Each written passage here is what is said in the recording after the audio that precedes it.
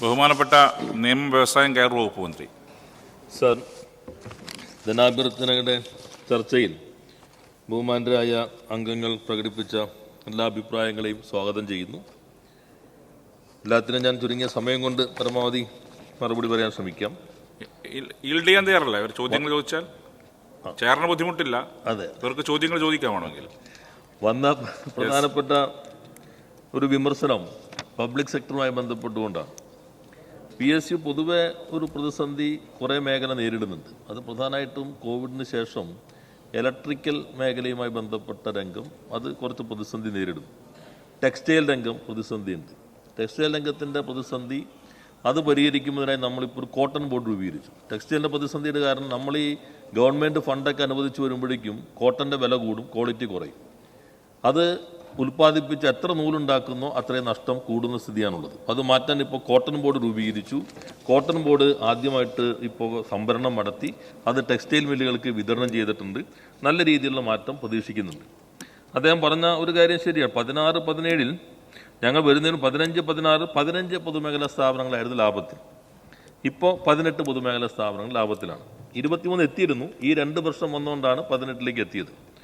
എങ്കിലും ഞാൻ കരുതുന്നത് ഈ സാമ്പത്തിക വർഷമാകുമ്പോൾ കഴിഞ്ഞ തവണത്തെ ആ രൂപത്തിൽ തന്നെ ലാഭത്തിലേക്ക് വരാൻ കഴിയുമെന്നാണ് കണക്കാക്കുന്നത്. നമ്മളിപ്പോൾ നേരത്തെ 2007-8 മുതലുള്ള ഓഡിറ്റ് റിപ്പോർട്ട് പോലും വയ്ക്കാത്ത പൊതുമേഖലാ സ്ഥാപനങ്ങളുണ്ടായിരുന്നു. ഇപ്പോൾ മഹാഭൂരിപക്ഷം പൊതുമേഖലാ സ്ഥാപനങ്ങളും അപ് ടു ഡേറ്റായി ഓഡിറ്റ് റിപ്പോർട്ട് വയ്ക്കുന്നുണ്ട്, ഈ സഭയിൽ വയ്ക്കുന്നുണ്ട്. നിങ്ങൾക്കത് പരിശോധിക്കാവുന്നതാണ്. അതേപോലെ തന്നെ ആദ്യമായിട്ട് 272 കോടി ഈ പൊതുമേഖലാ സ്ഥാപനങ്ങളുടെ ഇലക്ട്രിസിറ്റിയുടെ, പ്രധാനമായിട്ടും ഈ ടെക്സ്റ്റൈൽ മില്ലുകളുടെയാണ്, അത് ഗവൺമെൻറ് ഏറ്റെടുക്കുകയുണ്ടായി. 272.20 കോടി രൂപ. അതേപോലെ തന്നെ 28 കോടി സ്റ്റാറ്റ്യൂട്ടറി ഡ്യൂസിന് വേണ്ടി ഗവൺമെൻറ് ചെലവഴിക്കുകയുണ്ടായി. പിന്നെ റിക്രൂട്ട്മെൻറ്റ് ബോർഡ് രൂപീകരിച്ചു. പഴയ ചീഫ് സെക്രട്ടറി ശ്രീ VP ജോയിയാണ് അധ്യക്ഷൻ. പ്രൊഫഷണലുകൾ ചേരുന്ന ബോർഡാണ്. 24 മാനേജിംഗ് ഡയറക്ടർമാരെ ഇപ്പോൾ അഡ്വൈസ് ചെയ്ത് ആ ബോർഡ് വഴി ട്രാൻസ്പെറൻ്റ് ആയിട്ട് തന്നെ നിർമ്മിച്ചിട്ടുണ്ട്. നിങ്ങൾക്ക് അത് നോക്കിയറിയാം, എല്ലാവരും നല്ല ക്വാളിറ്റി ഉള്ളവരാണ്. അതോടൊപ്പം തന്നെ 211 അഡ്വൈസ് 100 കാറ്റഗറിക്ക് ഈ റിക്രൂട്ട്മെൻറ്റ് ബോർഡ് വഴി ഇപ്പോൾ നൽകിയിട്ടുണ്ട്. ഈ സർക്കാർ വന്നതിന് ശേഷം അല്ലാതെയുള്ള ഒരു നിയമനവും PSU നടത്തിയിട്ടില്ല. പൂർണ്ണമായ റിക്രൂട്ട്മെൻറ്റ് ബോർഡ് വഴിയാണ് നിയമനം നടത്തിയിട്ടുള്ളത്. 500 ഈ പോസ്റ്റിൻ്റെ റാമ്പ് ഉൾപ്പെടെയുള്ള 500 പോസ്റ്റുകൾക്കുള്ള പുതിയ നോട്ടിഫിക്കേഷൻ ഇപ്പോൾ പുറപ്പെടുവിച്ച് കഴിഞ്ഞിട്ടുണ്ട്. ഇപ്പോൾ പൊതുമേഖലാ സ്ഥാപനങ്ങളെ ശക്തിപ്പെടുത്തി മത്സരാധിഷ്ഠിതമാക്കി ലാഭകരമാക്കുക, അതാണ് സർക്കാരിൻ്റെ സമീപനം. അതിനാവശ്യമായ നടപടികൾ സ്വീകരിച്ചുകൊണ്ടിരിക്കുന്നുണ്ട്. പിന്നെ ഇവിടെ വന്ന പരമ്പരാഗത മേഖലയിൽ എൻ്റെ പ്രിയ സുഹൃത്ത് ശ്രീ വിഷ്ണുനാഥ്, അദ്ദേഹത്തിന് അറിയാവുന്ന കാര്യമാണ് ഈ പരമ്പരാഗത മേഖലയുടെ പ്രതിസന്ധി എന്താണ് എന്നുള്ളത്. കേരളത്തിൻ്റെ ചരിത്രത്തിൽ ആദ്യമായിട്ടാണ് സ്വകാര്യ കശുവണ്ടി സ്ഥാപനങ്ങളിലെ തൊഴിലാളികളുടെ PF ESI വിഹിതം തൊഴിലുടമ നൽകേണ്ടത് സർക്കാർ ഏറ്റെടുക്കുന്നത്. ആദ്യമായി ചരിത്രത്തിൽ ആദ്യമായിട്ടാണ്. അങ്ങുണ്ടായിരുന്നു ആ ചടങ്ങിൽ. ആ തൊഴിലാളികളെല്ലാം അവരുടെ സംരംഭകർ തൊഴിലാളികൾ ആ ചടങ്ങിൽ പങ്കെടുത്തിരുന്നു. 20 കോടി രൂപ നമ്മൾ മാറ്റിവെച്ചു. ബഹുമാനായ ധനകാര്യമന്ത്രിയുടെ സഹായത്തോടു കൂടി അതിൻ്റെ ആദ്യഘട്ടം കിട്ടി. അത് നമ്മൾ വിതരണം ചെയ്തു. ബാക്കിയും നമുക്ക് ഘട്ടം ഘട്ടമായി തന്നെ വിതരണം ചെയ്യാൻ കഴിയും. ആധുനികവൽക്കരണമല്ലാതെ മറ്റു വഴിയില്ല അവിടെ. അത് അങ്ങേക്കും അറിയാവുന്നതാണ്. നമ്മളെല്ലാം ഇപ്പോൾ അങ്ങോട്ടും ഇങ്ങോട്ടും പറഞ്ഞുകൊണ്ടിരുന്നാൽ പ്രശ്നം പരിഹരിക്കുന്നതല്ല. 4800, 4200, 4800 വരെ ഒരു ബാഗിന് പ്രൊഡക്ഷൻ കോസ്റ്റ് വരുമ്പോൾ 850 രൂപ പ്രൊഡക്ഷൻ കോസ്റ്റ് ഉള്ള ഒരു ഉൽപ്പന്നമായിട്ട് നമുക്ക് മത്സരിച്ച് നിൽക്കാൻ കഴിയില്ല. അതുകൊണ്ട് ആധുനികവൽക്കരണത്തിൽ നമ്മളിപ്പോൾ പ്രൈവറ്റ് സ്ഥാപനങ്ങൾക്ക് 5 കോടി രൂപ ഇപ്പോൾ മാറ്റിവെച്ചിട്ടുണ്ട്. ഇതുകൂടാതെ പ്രൈവറ്റ് കശുവണ്ടി കമ്പനികൾ പ്രവർത്തന മൂലധനത്തിന് വായ്പ എടുക്കുകയാണെങ്കിൽ ആ വായ്പയുടെ 50% പലിശയുടെ 10 ലക്ഷം രൂപ വരെ ഗവൺമെൻറ് കൊടുക്കുകയാണ്. ആദ്യമായിട്ടാണ്, കേരളത്തിൻ്റെ ചരിത്രത്തിൽ ആദ്യമായിട്ടാണ്. അതേപോലെ തന്നെ അവർ മോഡേണൈസേഷൻ നടത്തുകയാണെങ്കിൽ, നേരത്തെ പറഞ്ഞത് സെല്ലിങ്ങിൽ മാത്രമാണ് 5 കോടി, അവരല്ലാതെ മോഡേണൈസേഷൻ നടത്തുകയാണെങ്കിൽ 40 ലക്ഷം രൂപ വരെ ക്യാപിറ്റൽ ഇൻസെൻറ്റീവ് ഗവൺമെൻറ് കൊടുക്കുകയാണ്. അപ്പോൾ അത് അങ്ങേക്ക് അറിയാവുന്ന കാര്യമാണ്. പിന്നെ 3 സെൻറ്റ് 4 സെൻറ്റ് എന്ന് വരെ പൊതുമേഖലാ ബാങ്കുകൾ ഉൾപ്പെടെ ആളുകളെ കുടിയിറക്കുമ്പോഴാണ് വർഷങ്ങളായി നിങ്ങളുടെ ഗവൺമെൻറ്റോ ഞങ്ങളുടെ ഗവൺമെൻറ്റോ ഉള്ള കാലത്തൊക്കെ എടുത്ത വായ്പകൾ കുടിശ്ശികയായി NPA ആയിരിക്കുമ്പോൾ പ്രത്യേകമായ OTS വെച്ചു. 50% അടച്ചാൽ മതി എന്ന സ്കീം വന്നു. അതിൻ്റെ ഭാഗമായിട്ട് 332.83 കോടി രൂപയുടെ വായ്പകൾ 66 സ്ഥാപനങ്ങളുടെ സെറ്റിലാക്കാൻ കഴിയും. എന്നാൽ ചില ബാങ്കുകൾ, അദ്ദേഹം പറഞ്ഞത് ശരിയാണ്, ചില തെറ്റായ സമീപനം സ്വീകരിക്കുന്നുണ്ട്. ഞങ്ങൾ ഈ തീരുമാനമെടുത്ത് ഗവൺമെൻറ് ഓർഡർ ഇറക്കിയപ്പോൾ കശുവണ്ടി മുതലാളിമാരിൽ ഒരാൾ കേസ് പോയി. അപ്പോൾ കോടതി പറഞ്ഞു സ്റ്റേറ്റ് ഗവൺമെൻറ് അധികാരമില്ല, യൂണിയൻ ലിസ്റ്റാണ് ബാങ്കിങ്, നിങ്ങൾ അതിനകത്ത് ബൈൻഡിങ് അല്ല എന്ന് പറഞ്ഞു. അതിനുശേഷവും സർക്കാർ ഇടപെട്ടിട്ടാണ്. ബഹുമാനായ ശ്രീ വിഷ്ണുപാദിനെ അറിയാവുന്ന കാര്യമാണ്. പിന്നെ ഇവിടെ സഭയിൽ സ്വാഭാവികമായിട്ടും രാഷ്ട്രീയ നിലപാട് വ്യക്തമാക്കേണ്ടി വരുമല്ലോ. അപ്പോൾ അതിനകത്ത് നല്ല രീതിയിൽ തന്നെ സർക്കാർ ഇടപെട്ടിട്ടുണ്ട്. ഇനിയും ബാങ്കുകളുമായി വിളിച്ച് നമുക്ക് ആ പ്രശ്നം പരിഹരിക്കാൻ ശ്രമിക്കാവുന്നതാണ്. കുണ്ടറയിലെ ഭൂമിയുടെ കാര്യം അദ്ദേഹം പറഞ്ഞു. PSUമായി ബന്ധപ്പെട്ട് നല്ല നിർദ്ദേശമാണ്. സർക്കാർ ഇപ്പോൾ ഉപയോഗിക്കാത്ത ഭൂമി മുഴുവൻ നമ്മൾ മാപ്പ് ചെയ്തിട്ടുണ്ട്. PSU, khadi board, industry societies, revenue land, അതുപോലെ പ്ലാന്റേഷൻ കോർപ്പറേഷൻ്റെ തന്നെ 250 ഏക്കറോളം എസ്റ്റേറ്റാക്കി മാറ്റാൻ കഴിയുമോ, അങ്ങനെ ഒരു മാപ്പിംഗ് നമ്മൾ നടത്തിയിട്ടുണ്ട്. അത് കുണ്ടറയിലെ ഇതുകൊണ്ട് അദ്ദേഹം പറഞ്ഞു. തലശ്ശേരിയിലും മാപ്പ് ചെയ്തിട്ടുണ്ട്. നമുക്ക് നല്ല രീതിയിൽ സ്വകാര്യ പങ്കാളിത്തത്തോടു കൂടി തന്നെ നമുക്ക് എല്ലാവർക്കും കൂടി നന്നായി അത് വികസിപ്പിക്കാം. പുതിയ സംരംഭങ്ങൾ അങ്ങോട്ട് കൊണ്ടുവരുമെന്ന് സഹായിക്കാം. അദ്ദേഹത്തിൻ്റെ ആ നിർദ്ദേശം സ്വാഗതാർഹമാണ്. പിന്നെ കയർ മേഖലയിലും ഞാൻ നേരത്തെ പറഞ്ഞു, കയറിൽ ഇപ്പോൾ ഇന്നലെ ഒരു സൊസൈറ്റി വന്നു. ബഹുമാനായ കൃഷിമന്ത്രിയും കൂടി ഉണ്ടായിരുന്നു. 4-5 കോടി ടേൺ ഓവറുള്ള സൊസൈറ്റിയാണ്. ലാഭകരമായി പ്രവർത്തിക്കുന്നതാണ്. അപ്പോൾ സൊസൈറ്റികൾ ലാഭകരമായി പ്രവർത്തിക്കുന്നുണ്ട്. ഇപ്പോൾ നമ്മളൊരു പുതിയ ക്ലസ്റ്റർ തുടങ്ങി. അവിടെ ഒരു തൊഴിലാളി 140-150 കിലോ കയർ ഉൽപ്പാദിപ്പിക്കുകയാണ്. നമ്മുടെ മെഷീൻ വെച്ചിട്ട് 30-40 കിലോ ഉൽപ്പാദിപ്പിക്കുന്നത്. അപ്പോൾ പുതിയ ക്ലസ്റ്ററുകൾ വന്ന് ഉൽപ്പാദനത്തിൻ്റെ ക്ഷമത കൂട്ടി ഉൽപ്പാദനം വർദ്ധിപ്പിച്ച് ഉൽപ്പന്നത്തിൻ്റെ വില കുറച്ച് മാത്രമേ മത്സരാധിഷ്ഠിതമാക്കാൻ കഴിയുകയുള്ളൂ. അവൻ നടപടികൾ സ്വീകരിച്ചിട്ടുണ്ട്. ഇൻകം സപ്പോർട്ട് സ്കീം ഗവൺമെൻറ് ഇപ്പോൾ നടപ്പിലാക്കുന്നുണ്ട്. നല്ല രീതിയിൽ അത് പോകുന്നുണ്ട്. സൊസൈറ്റികൾക്കുള്ള മാനേജറിയൽ സബ്സിഡി ഉൾപ്പെടെ നൽകുന്നുണ്ട്. കെയർ കോർപ്പറേഷൻ നല്ല രൂപത്തിൽ ലാഭത്തിൽ ഏറ്റവും കൂടുതൽ 10 കോടി രൂപയിലധികം കയറ്റുമതി, ഏറ്റവും ഉയർന്ന കയറ്റുമതി കെയർ കോർപ്പറേഷൻ ഇത്തവണ നടത്തിയിട്ടുണ്ട്.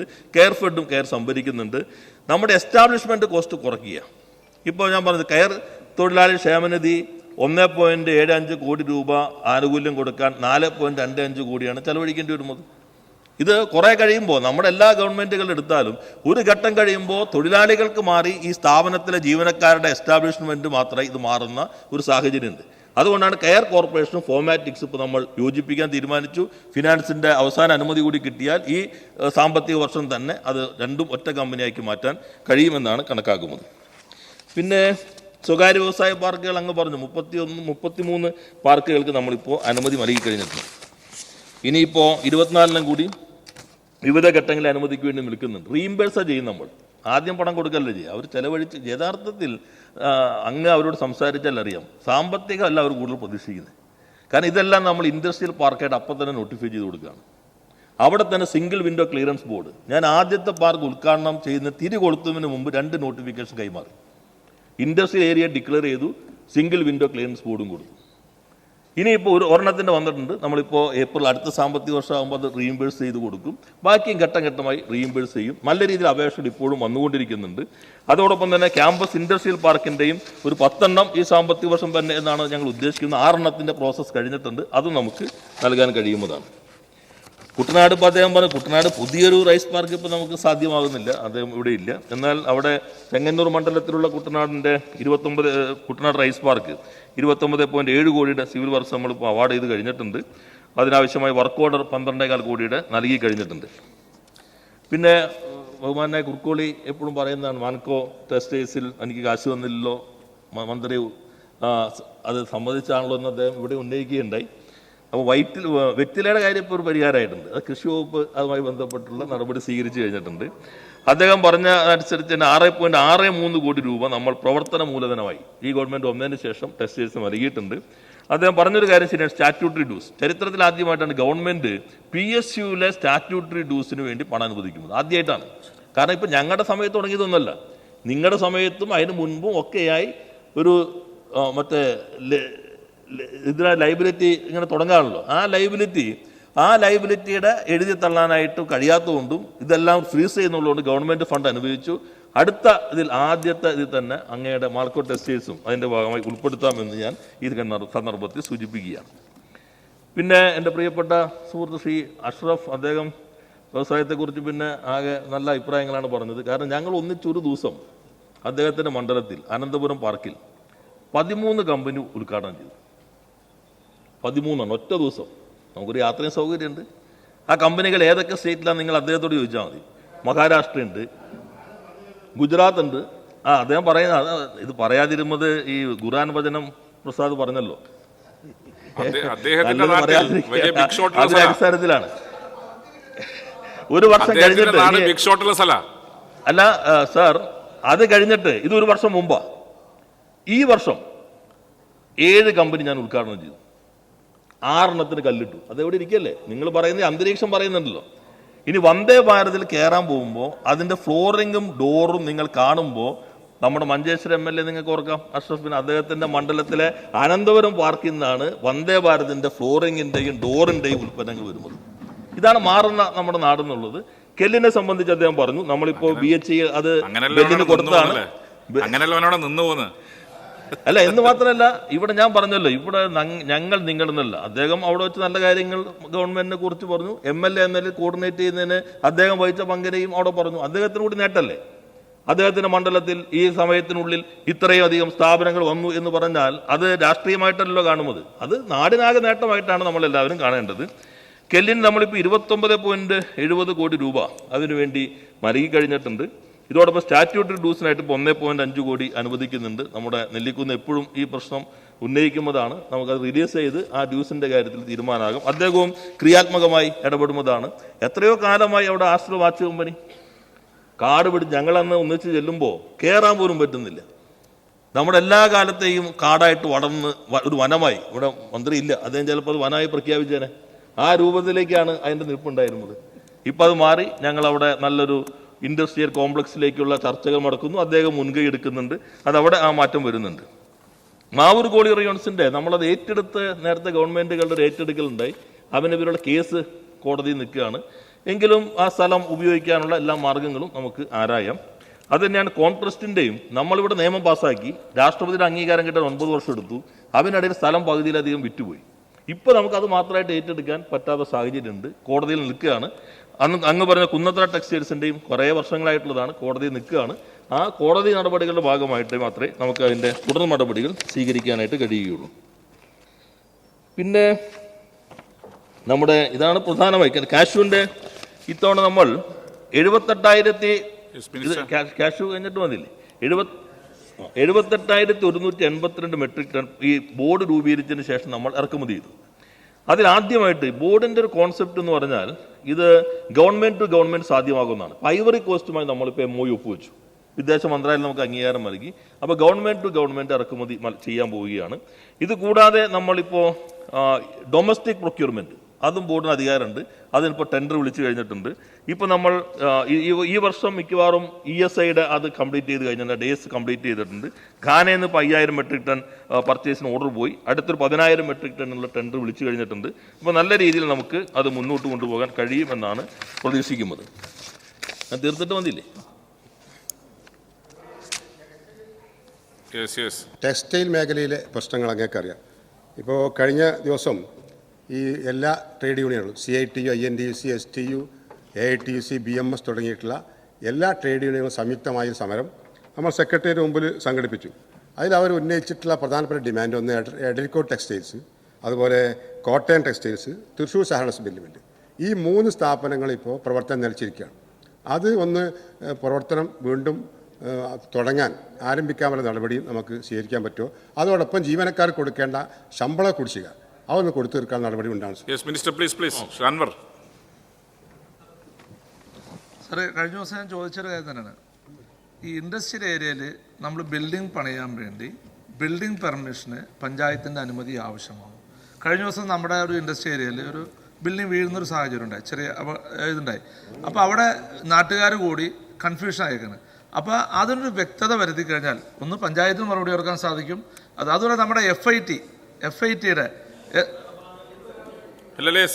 പിന്നെയാവാം. അദ്ദേഹം തയ്യാറാണ് അല്ലേ മിനിസ്റ്റർ? അങ്ങ് തയ്യാറല്ല എല്ലാത്തിനും ആൻസർ ചെയ്യാൻ? ഓരോന്നായിട്ട് എടുക്കാം. മില്ലുകളുടെ ഇപ്പം അദ്ദേഹം പറഞ്ഞ ഒരു യോഗം വിളിച്ചിരുന്നു. അവർ കോട്ടയത്ത് അതുപോലെ തന്നെ അരീക്കോടും തമ്മിലുള്ളൊരു മെഷീനറികളുടെ മാറ്റത്തിൽ ധാരണയായിട്ടുണ്ട്. നമുക്കത് അതിനനുസരിച്ച് മുന്നോട്ട് പോകാം. പിന്നെ അവിടെ നമ്മൾ നേരത്തെ പറഞ്ഞല്ലോ, കോട്ടൻ്റെ വില കൂടി ഉൽപ്പാദിപ്പിക്കുമ്പോൾ നഷ്ടം വരും. അങ്ങനെ എല്ലാ ട്രേഡ് യൂണിയനും കൂടി ധാരണയായി കൺവേർഷൻ. കാരണം കോട്ടൺ നേരത്തെ വാങ്ങി വെച്ചവരുണ്ട്, അത് നമ്മൾ കൺവേർട്ട് ചെയ്ത് കൊടുക്കാം. പക്ഷേ ധാരണയെ വർക്ക് ചെയ്യാൻ തുടങ്ങുമ്പോൾ സെൻട്രൽ ട്രേഡ് യൂണിയൻകാരെല്ലാവരും പറഞ്ഞ് ഞങ്ങൾ അറിഞ്ഞിട്ടില്ല എന്ന് പറഞ്ഞ് ഒരു 3 മാസം അങ്ങനെ പോയി. അപ്പോൾ അവരറിഞ്ഞ് ധാരണ വന്നപ്പോഴേക്കും നേരത്തെ വന്ന കമ്പനിക്കാർ അവരുടെ ഒഴുകി പോയി. അതാണ് കുറച്ച് പ്രതിസന്ധി അവിടെ രൂക്ഷമായത്. പിന്നെ നമ്മുടെ ഈ വ്യവസായ അന്തരീക്ഷത്തിൻ്റെ ബഹുമാനായ അനിൽകുമാർ പറഞ്ഞു നല്ല മാർക്കറ്റിംഗാണ്. ഞാൻ മാർക്കറ്റ് ചെയ്യുന്നത് ഇപ്പുറത്തിരിക്കുന്നവരല്ല, ഞങ്ങൾ മാർക്കറ്റ് ചെയ്യുന്നത് കേരളത്തെയാണ്. കേരളത്തെയാണ് ലോകത്തിന് മുൻപിൽ മാർക്കറ്റ് ചെയ്യുന്നത്. ഇതാണ് വ്യവസായം നടത്താൻ ഏറ്റവും നല്ല സ്ഥലം. അങ്ങ് എൻ്റെ എല്ലാ പ്രസംഗങ്ങളും നോക്കിക്കോളൂ. ഞാനിപ്പോൾ IKGS മുന്നോടിയായി ഞാൻ തന്നെ പങ്കെടുത്ത 48 പരിപാടികളുണ്ട്. അതിപ്പോൾ നമ്മളറിയണല്ലോ, നേരത്തെ സാധാരണ സമ്മിറ്റ് പോലെ ആയിരുന്നല്ലോ ഈ സമ്മിറ്റ്. അത് ആദ്യം തന്നെ ലോക കേരള സഭ മെമ്പർമാരെ വിളിച്ചു പ്രത്യേകം, അതിൻ്റെ ഡെലിഗേറ്റ് റെപ്രസെൻറ്റേറ്റീവ്സിനെ, പിന്നെ വിദേശ പ്രതിനിധികളുമായിട്ടുള്ള യോഗം ട്രിവാൻഡ്രത്ത് ചേർന്നു, GenAI കോൺക്ലേവ്, കണ്ടിന്യൂസ് ഇൻവെസ്റ്റ്മെൻറ്റ്, ഈ ഗവൺമെൻറ് വന്നതിന് ശേഷം നടത്തിയ പുതിയ ഇൻവെസ്റ്റ്മെൻറ്റും ഫർദർ ഇൻവെസ്റ്റ്മെൻറ്റും അവരുമായിട്ട് യോഗം ചേർന്നു, റീഇൻവെസ്റ്റ്മെൻറ്റ്, ഈ പാർക്കുകൾ റീഇൻവെസ്റ്റ്മെൻറ്റ് നടത്തുന്ന ഒരു യോഗം ചേർന്നു, ചെന്നൈയിലെ road show, robotics round table, food tech food processing round table, maritime logistic round table, അതോടെ biotechnology sector round table, Coimbatore road show, Bangalore road show, EODBക്ക് ശേഷം അതിൻ്റെ മുന്നോട്ട് പോകുന്ന സെക്രട്ടറി തല മീറ്റിംഗ്, ഓരോ വകുപ്പ് തല ഹെഡ്സിൻ്റെ മീറ്റിംഗ്, അതോടൊപ്പം തന്നെ ട്രേഡ് യൂണിയൻസ് അവരുടെ മീറ്റിംഗ്, ഇൻഡസ്ട്രി ട്രേഡ് ബോഡീസിൻ്റെ മീറ്റിംഗ്, പിന്നെ നമ്മുടെ ഒഫീഷ്യൽസിൻ്റെ പ്രത്യേകമായിട്ടുള്ള ഇതിൻ്റെ മീറ്റിംഗ്, ബയോകണക്ട് പ്രത്യേകം ലൈഫ് സയൻസ് മേഖലയിലെ കോൺക്ലേവ്, പിന്നെ നമ്മൾ അസംബ്ലിയിലെ MLAമാരെല്ലാവരും വിളിച്ചിരുന്നു. ഇയർ ഓഫ് എൻ്റർപ്രൈസസിൻ്റെ തുടർച്ചയിൽ ഇതിലേക്ക് പോകുന്ന വഴി കഴിഞ്ഞ സമ്മേളന സമയത്ത്. പിന്നെ ജിറ്റെക്സ് ഗ്ലോബൽ ദുബായിൽ ഓഫീസേഴ്സ് പങ്കെടുത്തു, അത് ഞാൻ നേരിട്ട് പങ്കെടുത്തിരുന്നില്ല.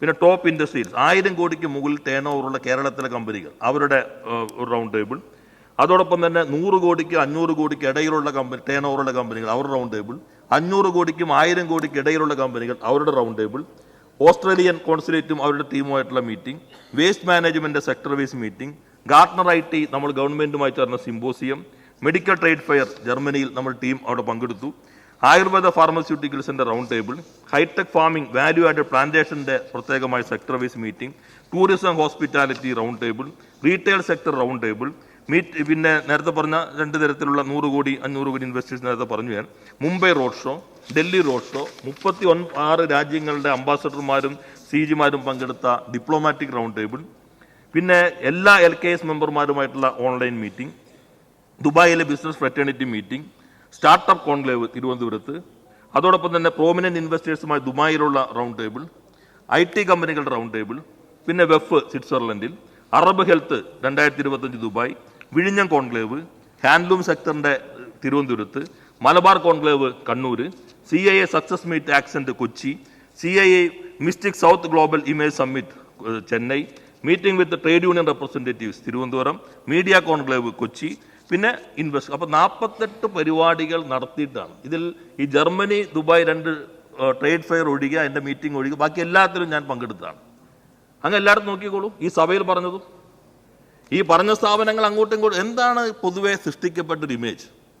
ഇത് കേരളം എന്നാ പറയുള്ളൂ, ചിലർ കേരളം എന്ന് പോലും പറയില്ല.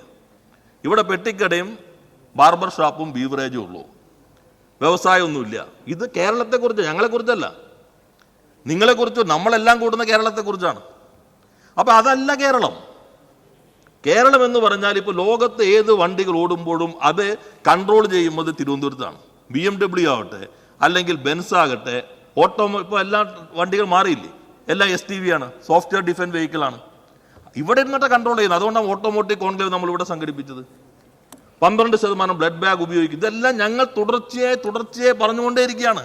അല്ലാതെ പറയുമ്പോൾ ഈ കമ്പനി ഞങ്ങൾ മുഖ്യമന്ത്രി ആയിരിക്കുമ്പോൾ തുടങ്ങിയതാണ്, അത് അവരുടെ സമയത്ത് തുടങ്ങിയതല്ല, എവിടെയെങ്കിലും പറഞ്ഞിട്ടുണ്ടോ? നിങ്ങൾ എന്ത് ചെയ്തു? നിങ്ങൾ ഇതിനെ തെറ്റായ രൂപത്തിൽ അവതരിപ്പിക്കാൻ ശ്രമിച്ചു. ഈസ് ഓഫ് ഡൂയിങ് ബിസിനസ്സിൽ നമുക്ക് 1ാമത് കിട്ടി എന്ന് പറഞ്ഞപ്പോൾ നിങ്ങൾ പറഞ്ഞു ഈസ് ഓഫ് ഡൂയിങ് റാങ്കിങ് ഉണ്ടോ? ഇത് BRAP മാറിയില്ലേ? കേരളത്തിനൊരു അംഗീകാരം കിട്ടുമ്പോൾ ഞങ്ങൾക്ക് കൂടി അവകാശപ്പെട്ടതാണ്, ഞങ്ങളിട്ട് അടിത്തറയാണ്, ഇപ്പോൾ അത് മാറിയിരിക്കുന്നു, ഞങ്ങൾ വന്നാൽ ഇനി കുറെ കൂടി മുന്നോട്ടുണ്ട് എന്നല്ല പറയേണ്ടിയിരുന്നത്. നമ്മുടെ എല്ലാവരുടെ കയ്യിൽ നിന്ന് ഫോണുണ്ടല്ലോ, വെറുതെ ഗൂഗിൾ സെർച്ച് മതി, ഇപ്പോൾ വെബ്സൈറ്റിലൊന്നും പോണ്ട, അല്ല ഇപ്പോൾ ChatGPT ഉണ്ട്. വെറുതെ നിങ്ങളൊന്ന് BRAP എന്ന് അടിച്ചു നോക്കിയേ, ബിസിനസ് റിഫോംസ് ആക്ഷൻ പ്ലാൻ. എന്താ business reforms action plan? Since ഇത് ഗവൺമെന്റിന്റെ department of promotion of industry and internal trade, since 2015 the Department of Promotion of Industry and Internal Trade has been actively developing and distributing the business reforms action plan to state and union territories. അപ്പോൾ sir 2015 മുതൽ ഇന്ത്യയിൽ ചെയ്യുന്ന ranking എന്നുള്ളത് business reforms action പ്ലാനാണ്. നമുക്ക് 28 കിട്ടിയപ്പോഴും business reforms action plan ആണ്. ഇപ്പൊ നമ്മൾ ടോപ്പ് അച്ചീവർ 1 എന്ന് പറയുമ്പോഴും ബിസിനസ് റിഫോംസ് ആക്ഷൻ പ്ലാൻ ആണ്. ഇനി EODB എന്താ നിങ്ങൾ നോക്കിയാൽ madi. To facilitate this initiative, the DPIT launched an online portal www.eodb.dpit.government.in. ഈ ബിസിനസ് റിഫോംസ് ആക്ഷൻ പ്ലാൻ വരുന്ന വെബ്സൈറ്റ് ആണ് ഈസ് ഓഫ് ഡൂയിങ് ബിസിനസ്. ഇത് ലോകബാങ്കിന്റെ ആയിരുന്നു. ലോകബാങ്കുമായി ചേർന്നിട്ടാണ് 2015 മുതൽ ഇത് തുടങ്ങിയത്. നമ്മൾ എവിടെ എത്തി നിന്നു? 2015 തുടങ്ങിയപ്പോൾ റിഫോംസിനായിരുന്നു പൂർണ്ണമായിട്ട് മാർക്ക്. നമ്മൾ 22.80% നടപ്പിലാക്കി. 2016-17 അന്ന് നമുക്ക് 18 റാങ്ക് കിട്ടി. കാരണം അന്ന് ഈ റിഫോംസിന് മാത്രം അടിസ്ഥാനപ്പെടുത്തിയിട്ടാണ്, ഫീഡ്ബാക്ക് അല്ല. പിറ്റേ തവണ നമ്മൾ 26.9%, പക്ഷേ റിഫോംസ് കൂടിയെങ്കിലും റാങ്ക് കുറഞ്ഞ് 20ലേക്ക് എത്തി. പിറ്റേ തവണ 100% ഫീഡ്ബാക്കിലേക്ക് മാറി 2017-18. അപ്പോൾ നമ്മൾ 52.56% റിഫോം നടപ്പിലാക്കി 29ാമത്തെ റാങ്കിലേക്ക് എത്തി. 2019 യഥാർത്ഥത്തിൽ 2019 85% റിഫോം നടപ്പിലാക്കി. പക്ഷെ ഫീഡ്ബാക്ക് ഇതെല്ലാം സർവേ ആണ്. 100% ഫീഡ്ബാക്കാണ്. നിങ്ങൾ ഇത് നടപ്പിലാക്കിയാൽ അവന് എലിജിബിൾ ആകും. അതിൽ നമ്മൾ 85% നടപ്പിലാക്കിയെങ്കിലും നമ്മൾ 28ആയി. 2020 ആയപ്പോൾ നമ്മൾ 99, അതിൻ്റെ ഫീഡ്ബാക്ക് വരുമ്പോൾ 99ലാണ് സർവേ നടക്കുക. അങ്ങനെ നമ്മൾ ആസ്പിരന്റ് കാറ്റഗറി 20-21 വന്ന മാറ്റം എന്താ? SSLC റാങ്ക് 1 മാറി, ഗ്രേഡായി, A+ ആയി. ഇതാ മാറ്റം. Top achiever, aspirant, emerging. അപ്പോൾ ഒരു സ്കൂളിൽ 9 എണ്ണത്തിന് ഒരാൾക്ക് ഏറ്റവും കൂടുതൽ A+ കിട്ടി. 9 എണ്ണത്തിന് ഒരാൾക്ക് A+, അടുത്ത ആൾക്ക് 5 എണ്ണത്തിന് A+, പിന്നത്തെ ആൾക്ക് 3 എണ്ണത്തിന് A+. സ്വാഭാവികമായിട്ട് ആരാ ഒന്നാമത് വരുന്നത്? 9 എണ്ണത്തിന് A+ കിട്ടിയ ആളല്ലേ വരുള്ളൂ. അതുകൊണ്ടാണ് ഈ റാങ്കിങ്ങിൽ കേരളം 9 എണ്ണത്തിൽ ഏറ്റവും കൂടുതൽ ടോപ്പ് അച്ചീവറായി ആന്ധ്രയെയും ഗുജറാത്തിനെയും മറികടന്ന് ഇന്ത്യയിൽ ഒന്നാമതായത്. അപ്പൊ ചിലർ പറയാണ് ഇത് സിറ്റിസൺ റിഫോംസ് ഉണ്ട്, അതെങ്ങനെയാണ്? അപ്പൊ പറയില്ല, സോഷ്യൽ സ്റ്റഡീസിന് നിങ്ങൾക്ക് 2 എണ്ണം നിങ്ങൾക്ക് സോഷ്യൽ സയൻസിന് കിട്ടിയല്ലോ, 7 എണ്ണം നിങ്ങൾക്ക് സോഷ്യൽ സ്റ്റഡീസിന് കിട്ടിയെന്ന് പറയോ? ഇനി കഴിഞ്ഞ തവണത്തെ ആന്ധ്രയുടെ നിങ്ങൾ നോക്കിക്കോ. ആന്ധ്രയുടെ പരസ്യം എന്താ? Is of doing business number 1. അതിന് മുൻപത്തെ ഗുജറാത്ത്, ആന്ധ്രയുടെ തന്നെ അതിന് മുൻപത്തെ പരസ്യം നോക്കിക്കോ. 2015 മുതൽ അങ്ങ് പറ, അങ്ങാണല്ലോ ഈ പത്രക്കാരൻ ക്ലാസ് എടുക്കുന്നത്. ഞാൻ പറയാം, അങ്ങ് പറഞ്ഞത് ഞാൻ അക്സെപ്റ്റ് ചെയ്യാം. അപ്പോൾ നമുക്കൊരു ഹെൽത്തി ആയിട്ട് ഡിബേറ്റ് ചെയ്യാം, കുഴപ്പമില്ല. ഇതിൻ്റെ അകത്ത് ഈസ് ഓഫ് ഡൂയിങ് ബിസിനസ്സിൽ സിറ്റിസൺ സെൻട്രിക് റിഫോംസും ഉണ്ട്, ബിസിനസ് സെൻട്രിക് റിഫോംസും ഉണ്ടല്ലോ. സിറ്റിസൺ സെൻട്രിക് റിഫോംസ് എന്ന് പറയുന്നത് ബിസിനസ് എൻവയറമെൻറ്റിനെ ഇൻഫ്ലുവൻസ് ചെയ്യുന്നതാണെന്ന് അങ്ങേക്ക് പറയാൻ കഴിയുമോ? ബിസിനസ് സെൻട്രൽ റിഫോംസിൽ കേരളത്തെക്കാളും കൂടുതൽ ഗ്രേഡ് കിട്ടിയ സ്റ്റേറ്റ് ഉണ്ടോ ഇല്ലയോ? I say there is states. തീർത്തോട്ടെ. സിറ്റിസൺ സെൻട്രിക് റിഫോംസ് എന്ന് പറയുമ്പോൾ എന്താണ്? അതായത് നമുക്കിപ്പോൾ ഡെത്ത് സർട്ടിഫിക്കറ്റും ബർത്ത് സർട്ടിഫിക്കറ്റും നേരത്തെ കിട്ടുമോ? ഇലക്ട്രിസിറ്റി ബില്ല് നേരിട്ട് അടയ്ക്കാൻ പറ്റുമോ? കേരളം ഓൾറെഡി അച്ചീവ് ചെയ്ത ഹയസ്റ്റ് ലെവലാണ് സിറ്റിസൺ സെൻട്രിക് റിഫോംസിൽ. ബിസിനസ് സെൻട്രിക് റിഫോംസിൽ you achieve two, that is റേ. പക്ഷേ ബിസിനസ് സെൻട്രിക് റിഫോംസ് ആണ് ബിസിനസ് എൻവയറമെൻറ്റിനെ മെച്ചപ്പെടുത്തുന്ന റിഫോംസ് എന്ന് പറഞ്ഞു. അതിൻ്റെ അകത്ത് നമ്മളെക്കാൾ കൂടിയ ഗ്രേഡുള്ള സ്റ്റേറ്റ് ഉണ്ടോ ഇല്ലയോ എന്ന് അങ്ങ് സത്യസന്ധമായി പറഞ്ഞാൽ മതി. I think you can understand what I am trying to say. English minister please, ഈ മിനിസ്റ്റർ ഈൽഡ് ചെയ്യുമ്പോൾ പോസ് ചെയ്യണം കേട്ടോ. അവിടെ ഒന്ന് ടൈം ക്ലോക്ക് പോസ് ചെയ്യണം. യെസ്, നമ്മൾ I think what you can understand എന്ന് പറഞ്ഞ് ഇംഗ്ലീഷ് രണ്ടെന്ന് പറഞ്ഞാൽ ഈ പ്രശ്നം തീരില്ല. ഇത് അങ്ങ് പറയേണ്ടത് വേണമെങ്കിൽ അങ്ങേക്ക് പറയാം. അങ്ങേക്ക് എൻ്റെ അപ്പോയിൻമെൻറ്റ് വാങ്ങിയത് കേന്ദ്ര മന്ത്രാലയത്തേക്കാണ്. ഈ റാങ്കിങ് ഒന്ന് മാറ്റണം എന്ന് പറയാം. ഈ സംവിധാനം 28 കിട്ടിയപ്പോൾ നിങ്ങൾ എന്താ പറയാതിരുന്നേ? 28 റാങ്കിങ് ഇതല്ലേ, കംപ്ലീറ്റ് എടുത്തോ. കഴിഞ്ഞ വർഷത്തെ 15 കിട്ടിയപ്പോൾ നിങ്ങൾ എന്താ പറയാതിരുന്നേ? അപ്പോൾ 15 കിട്ടിയാൽ നിങ്ങൾക്ക് സന്തോഷം, 28 കിട്ടിയാൽ നിങ്ങൾക്ക് സന്തോഷം. 1 കിട്ടുമ്പോൾ നിങ്ങൾക്കുണ്ടാകുന്ന വിഷമം നിങ്ങൾ കേരളത്തിനെതിരായതുകൊണ്ടാണ്, നിങ്ങൾ കേരള വിരുദ്ധമായതുകൊണ്ട് മാത്രമാണ്. ഞാൻ പറയാം ഇത് ഞാൻ വസ്തുതയല്ലേ പറഞ്ഞേ. ബിസിനസ് റിഫോംസ് ആക്ഷൻ പ്ലാൻ എന്നുള്ള നമ്മൾ നിശ്ചയിച്ചുണ്ടാക്കുമ്പോഴല്ലോ, ബിസിനസ് സെൻട്രിക്, സിറ്റിസൺ സെൻട്രിക് എല്ലാം തന്നെ യൂണിയൻ ഗവൺമെന്റ് നിശ്ചയിക്കുന്നതാണ്. ഞാൻ പറയട്ടെ, നിങ്ങൾ ഈ വസ്തുത ഞാൻ ഒരിക്കൽ കഴിഞ്ഞ ദിവസം അദ്ദേഹം എൻ്റെ അടുത്ത് വന്ന് പറഞ്ഞു 15 ഏക്കറിൽ കൂടുതലുള്ളത് ഉടൻ എക്സംഷൻ കിട്ടുന്നില്ല. ഞാൻ പറഞ്ഞു, കുഴൽനാടൻ നിങ്ങൾ പണ്ട് എടുത്ത് കാണിച്ച കടലാസ് ഒന്ന് വായിച്ചു നോക്കിയാൽ മതി. നിങ്ങൾ ഉദ്ദേശിച്ച കടലാസ് ആയിരുന്നില്ല. നിങ്ങൾ കാണിച്ചല്ലോ കടലാസ്. ആ കടലാസ് നിങ്ങളൊന്ന് വായിക്കൂടും നാടൻ. നിങ്ങൾ പറഞ്ഞ ആവശ്യത്തിന് ഞങ്ങൾ ഇറക്കിയ ഉത്തരവാ. ആ ആവശ്യം ഉന്നയിച്ച് നിങ്ങൾ വരുമ്പോൾ ഈ ഉത്തരവ് നിങ്ങൾ ഞങ്ങൾക്ക് എവരെടുത്ത് കാണിച്ചത്. ഇത് വസ്തുതയായിട്ട് നമ്മൾ കാണണം. ഇത് കുട്ടികൾക്ക് അറിയാം. നിങ്ങൾ എന്താ പറഞ്ഞത്? Ease of doing business ranking നിർത്തിയല്ലോ. ഈ അങ്ങനെ റാങ്കിങ് ഇല്ലല്ലോ. നിങ്ങളിപ്പോ മാർപ്പാപ്പയോട് അമേരിക്കയിൽ ചെന്നപ്പോൾ പത്രക്കാർ ചോദിച്ച ചോദ്യം അറിയാലോ. അതുപോലെ ചോദ്യം ചോദിച്ചിട്ടുണ്ടാവും, മറുപടി ഉണ്ടാവും. നിങ്ങള് ഞാൻ പറയട്ടെ, അല്ല അദ്ദേഹം സ്റ്റാൻഡ് ക്ലിയർ ചെയ്യട്ടെ. ഓക്കെ നിങ്ങൾക്ക് ഇത് ഇങ്ങനെ മുഴുവൻ കഴിഞ്ഞാൽ രാമൻ സീതയുടെ ആരെന്ന് പിന്നെ ചോദിക്കരുത്. 2015 മുതൽ BRAP റാങ്കിങ്, ഇത് അവർ 28 നമുക്ക് കിട്ടിയപ്പോഴും BRAP റാങ്കിങ്, 28 കിട്ടിയപ്പോൾ ഈസ് ഓഫ് ഡൂയിങ് റാങ്കിങ്ങിൽ നമ്മൾ ഏറ്റവും പുറകിൽ നിന്ന് എല്ലാവരും അധിക്ഷേപിച്ചു. നിങ്ങളും കൈയടിച്ചു, നമ്മൾ ചെറുസൂനിച്ചിരുന്നു. 15 കിട്ടിയപ്പോൾ അപ്പോഴും എല്ലാവരും അധിക്ഷേപിച്ചു. നിങ്ങൾ പുറകിലാണല്ലോ, ease of doing business ranking, അപ്പോഴും BRAP റാങ്കിങ്. നമുക്ക് 1 കിട്ടിയപ്പോഴോ നമ്മളൊന്ന് ഉയർത്തിപ്പിടിച്ചു. അപ്പൊ നിങ്ങളെല്ലാം ഇതേതത്?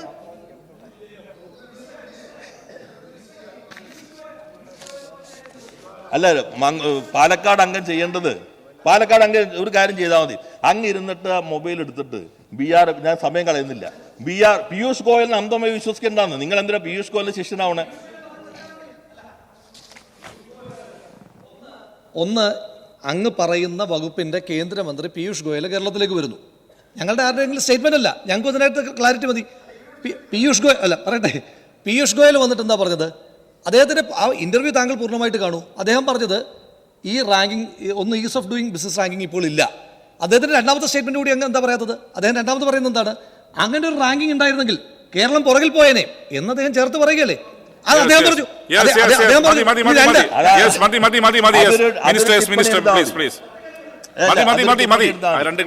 ഞാൻ ഇത് മുഴുവൻ വിശദീകരിച്ചെന്താ? നേരത്തെ BRAP റാങ്കിങ് മുഴുവൻ സൈറ്റ് നോക്കി എടുത്തോളൂ. ഇതിന് സമയം കളയേണ്ട കാര്യമില്ല. BRAP റാങ്കിങ് ഈ കഴിഞ്ഞ തവണ ഇതേപോലെ ആന്ധ്രയ്ക്ക് ടോപ്പ് അച്ചീവർ ഏറ്റവും കൂടുതൽ കിട്ടിയപ്പോൾ അവരുടെ 1ാം പേജ് പരസ്യം എല്ലാ പത്രങ്ങളിലും is of doing business 1ാം rank കേരളത്തെ ആന്ധ്രയ്ക്ക്. അപ്പൊ എല്ലാവരും സന്തോഷിച്ചു. അപ്പൊ ആരും ചോദിച്ചിട്ടില്ല BRAP ranking is of doing. ഇതിന്റെ ഈസ് ഓഫ് ഡൂയിങ് ബിസിനസ് ലോക ബാങ്കിന്റെ പദ്ധതിക്ക് ചേർന്ന് 2015 മുതൽ ഇന്ത്യ ഈ BRAP തുടങ്ങി. ലോക ബാങ്ക് ഇടയ്ക്ക് നിർത്തി. നമ്മൾ BRAP ഇന്ത്യ തുടരുന്നു. ആദ്യം റിഫോംസിനായിരുന്നു 100%, പിന്നെ ഫീഡ്ബാക്കിന് 100%ആക്കി. അപ്പൊ അതുകൊണ്ട് ചാനൽ ചർച്ച പറയുന്ന പോലെ ഇവിടെ പറഞ്ഞിട്ട് കാര്യമില്ല. ഞാൻ വസ്തുതകൾ മാത്രമേ പറയുന്നുള്ളൂ. അല്ല, ഞാൻ തീർക്കട്ടെ. അദ്ദേഹം പറഞ്ഞു, രാഹുൽ അവിടെ ഇരിക്കും, ഇനി മൈക്ക് കിട്ടില്ല. മിനിസ്റ്റർ പറഞ്ഞോ, രാഹുൽ അവിടെ ഇരിക്കും. മിനിസ്റ്റർ പറഞ്ഞോ, അത് പറയുന്നുണ്ടല്ലോ. Show some patience. അദ്ദേഹം പറയട്ടെ. നിങ്ങൾ 2 ചോദ്യം ചോദിച്ചു, അതിന് ആൻസർ ചെയ്തുകൊണ്ടിരിക്കുകയാണ്. Show some patience. അദ്ദേഹം കേൾക്കട്ടെ. മിനിസ്റ്റർ സാർ, ഇതിനേക്കാളും ലളിതമായിട്ട് എങ്ങനെ പറയാ?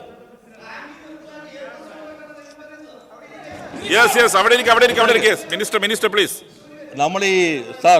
നമ്മൾ ഈ വസ്തുതകളായിട്ട് കാണണം. ഇവിടെ കഴിഞ്ഞ തവണ ഇതേ റാങ്കിങ്ങിൽ ഇതേ ബിസിനസ്സും സിറ്റിസൺ റിഫോംസും എല്ലാം വെച്ചിട്ട് 1ാമതായി വന്ന Andhra is of doing business number 1 എന്ന് പറഞ്ഞിട്ട് എല്ലാ പേപ്പറിലും 1ാം പേജ് കൊടുത്തു. നമ്മുടെ അത്രയും കാശില്ലാത്തതുകൊണ്ട് ഇത്തവണ നമ്മൾ കൊടുത്തില്ല. കൊടുക്കാൻ ഉദ്ദേശിച്ചാണ്, ഇത്തിരി ഞെരുക്കമുള്ളതുകൊണ്ട് കൊടുത്തില്ല. കേരളത്തിൽ വരെ പരസ്യം വന്നു. നിങ്ങൾ ആരെങ്കിലും പറയേ ഇത് BRAP ആണ്, ഈസ് ഓഫ് ഡൂയിങ് ബിസിനസ് അല്ല കേരളം, ഇങ്ങനെ ആരെങ്കിലും പറഞ്ഞോ? 28 നിങ്ങൾ എല്ലാവരും പ്രസംഗിച്ചില്ലേ ease of doing business Keralam ഏറ്റവും പുറകിൽ. ഇതിന് പുറകിൽ ആരെങ്കിലും ഉണ്ട്? ഈ സഭയെ പ്രസംഗിച്ചല്ലോ. അന്ന് ഇത് തന്നെയല്ലേ. കേരളത്തിന് നേട്ടം ഉണ്ടാവുമ്പോൾ നിങ്ങൾ ഞങ്ങളുടെ നേട്ടമായി കാണണ്ട. ഇനിയെങ്കിലും തിരുത്തി വസ്തുത മനസ്സിലാക്കി കാര്യങ്ങൾ മനസ്സിലാക്കി സംസാരിക്കാൻ ശ്രമിക്കേണ്ടത്. ഇനി രണ്ടാമത് പറഞ്ഞു ഉദ്യം രജിസ്ട്രേഷൻ വന്നു. ഉദ്യം രജിസ്ട്രേഷൻ വന്നപ്പോൾ ഇപ്പോൾ എൻ്റെ ബഹുമാനായ സുഹൃത്ത് അനിൽകുമാർ പറഞ്ഞ പോലെ, ഞാൻ പറയട്ടെ, അനിൽകുമാർ പറഞ്ഞ പോലെ നിങ്ങൾ ട്രേഡ് കൂട്ടിയല്ലോ. ട്രേഡ് കൂട്ടിയിട്ട് ശ്രീ രാഹുൽ, നിങ്ങൾക്ക് വേണ്ട ഉത്തരം ചിലപ്പോൾ പറയാൻ പറ്റില്ല. കഴിഞ്ഞിട്ട് വന്ന ഞാൻ ഉത്തരം ചോദിക്കില്ല. അദ്ദേഹം പറയട്ടെ. രാഹുലെ, അദ്ദേഹം പറയുന്നുണ്ടല്ലോ. അദ്ദേഹം പറയുന്നുണ്ട്. അങ്ങ് പറഞ്ഞോ. അല്ല രാഹുൽ ചോദിക്കട്ടെ, ഏത് ചോദ്യം ചോദിക്കട്ടെ? യെസ് യെസ് ഇവിടെ ചോദ്യം വളരെ സ്പെസിഫിക് ആണ്. സിറ്റിസൺ സെൻട്രിക്കും ബിസിനസ് സെൻട്രിക്കും. ബിസിനസ് സെൻട്രിക്കിൽ കേരളം എത്രാമതാണ്? ഇനി ബിസിനസ് സെൻട്രിക്കിൽ കേരളത്തിന് മുകളിൽ ഏതൊക്കെ സ്റ്റേറ്റുകളുണ്ട്? ഇനി അങ്ങ് താരതമ്യപ്പെടുത്തുന്നത് എങ്ങനെയാണ്? അങ്ങ് താരതമ്യപ്പെടുത്തുന്നത് റാങ്കിങ് സിസ്റ്റം നിർത്തലാക്കിയിട്ട് A+ വന്നില്ലേ, അതുപോലെയാണ്. അതുപോലല്ലേ സാർ? റാങ്കിങ് എന്ന് പറഞ്ഞാൽ എന്താണ്? ഇപ്പം 596 മാർക്ക് 600-ൽ കിട്ടുന്ന ഒരാൾക്ക് 1ാം റാങ്ക് എന്ന് പറയുന്നു. A+ എന്ന് പറയുമ്പോൾ അതല്ല, 90% എബവ് വരുന്ന എല്ലാം A+ ആയിട്ടാണ് കൂടുന്നത്. അങ്ങനെ ഒന്ന് പറയട്ടെ, ഈ സ്റ്റേറ്റ് കേരളം ഒന്നാമതെത്തി എന്ന് പറഞ്ഞ ഡോക്യുമെന്റ് കാണിക്കൂ. സാർ, ഇത് അദ്ദേഹത്തിന് എത്ര പറഞ്ഞാലും മനസ്സിലാകാനിടയില്ല. അദ്ദേഹം ഉത്തരം എഴുതിയ ചോദ്യം ചോദിക്കുന്നത്. കഴിഞ്ഞ ഞാൻ പറയട്ടെ പ്ലീസ് റോജിയെ ഉത്തരം തയ്യാറാക്കി ചോദ്യം ചോദിക്കില്ല. അവർ ഉത്തരം ചോദ്യം ചോദിച്ചു, ഉത്തരം പറയുന്നു. പഠിച്ചതല്ലേ? ഞാൻ പറയാം, ഏത് ചോദ്യം വേണേ ചോദിച്ചോളൂ, ഇനി എന്താണ് ഈ 4 കാറ്റഗറി ആണല്ലോ? Top achiever, aspirant, emerging. Top achiever എന്ന് പറഞ്ഞാൽ 95% പ്ലസ്. വെറുതെ എടുത്ത വിക്കിപീഡിയ നോക്ക്. ഇത് നിങ്ങൾ നോക്ക്. ഇത് രാഹുൽ മാങ്കൂട്ടത്തിലല്ലല്ലോ ഈ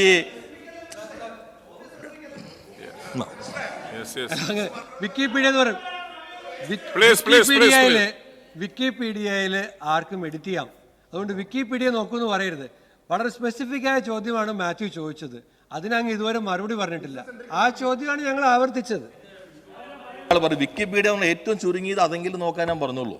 ആദ്യം ഞാൻ ഉദ്ദേശിച്ച ഇന്ത്യൻ ഗവൺമെന്റിന്റെ സൈറ്റാണല്ലോ ഉദ്ധരിച്ചത്. അങ്ങക്ക് അങ്ങ് മറ്റ് സ്റ്റേറ്റിലൊക്കെ പോകുന്ന ആളാണല്ലോ. അപ്പൊ ആമ്പലയ്ക്ക് കഴിഞ്ഞുകൊണ്ട് കിട്ടിയത് എന്താ?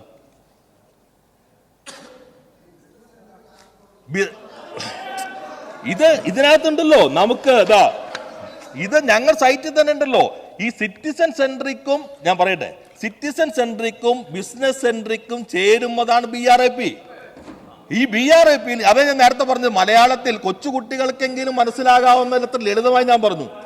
ഒരാൾക്ക് 9 A+ കിട്ടി, 95%. SSLCക്ക് 9 A+ കിട്ടി. അപ്പൊ അതിൽ 7 സോഷ്യൽ സ്റ്റഡീസിനല്ലേ, 2 സയൻസിനല്ലേ എന്ന് ചോദിക്കാൻ പാടില്ല. കഴിഞ്ഞ തവണ അങ്ങനെ അല്ലെങ്കിലോ? അത് നമ്മുടെ സൈറ്റിലുണ്ടല്ലോ. 7 സിറ്റിസൺ സെൻട്രിക്, 2 ഞാൻ വസ്തുത 7 സിറ്റിസൺ സെൻട്രിക്. അതിനിപ്പോ എന്താ കുഴപ്പം? അദ്ദേഹം പറഞ്ഞല്ലോ 2. ഇനിയിപ്പോ ഇതിനകത്ത് വഴങ്ങുന്നില്ല സാർ. ഇത് ഇവര് രാഷ്ട്രീയ അന്ധതയിൽ കേരളത്തിന്റെ ശത്രുക്കളായി നിൽക്കുകയാണ്. ഈ നിങ്ങൾ കേരള വിരുദ്ധരാണ്, ഞാൻ കൃത്യമായിട്ട് പറയുന്നു. ഞാൻ പറഞ്ഞു തീർക്കട്ടെ സാർ. ഇനിയിപ്പോ ശ്രീ ചാണ്ടി എവിടെയെങ്കിലും ബഹളം ഉണ്ടാക്കില്ല. നിങ്ങൾക്കൊരു സീറ്റ് അലോട്ട് ചെയ്യുന്നുണ്ട്, എവിടെയെങ്കിലും പോയിരുന്നു ബഹളം. ആന്ധ്രാപ്രദേശിൽ ഞാനിവിടെ പറഞ്ഞല്ലോ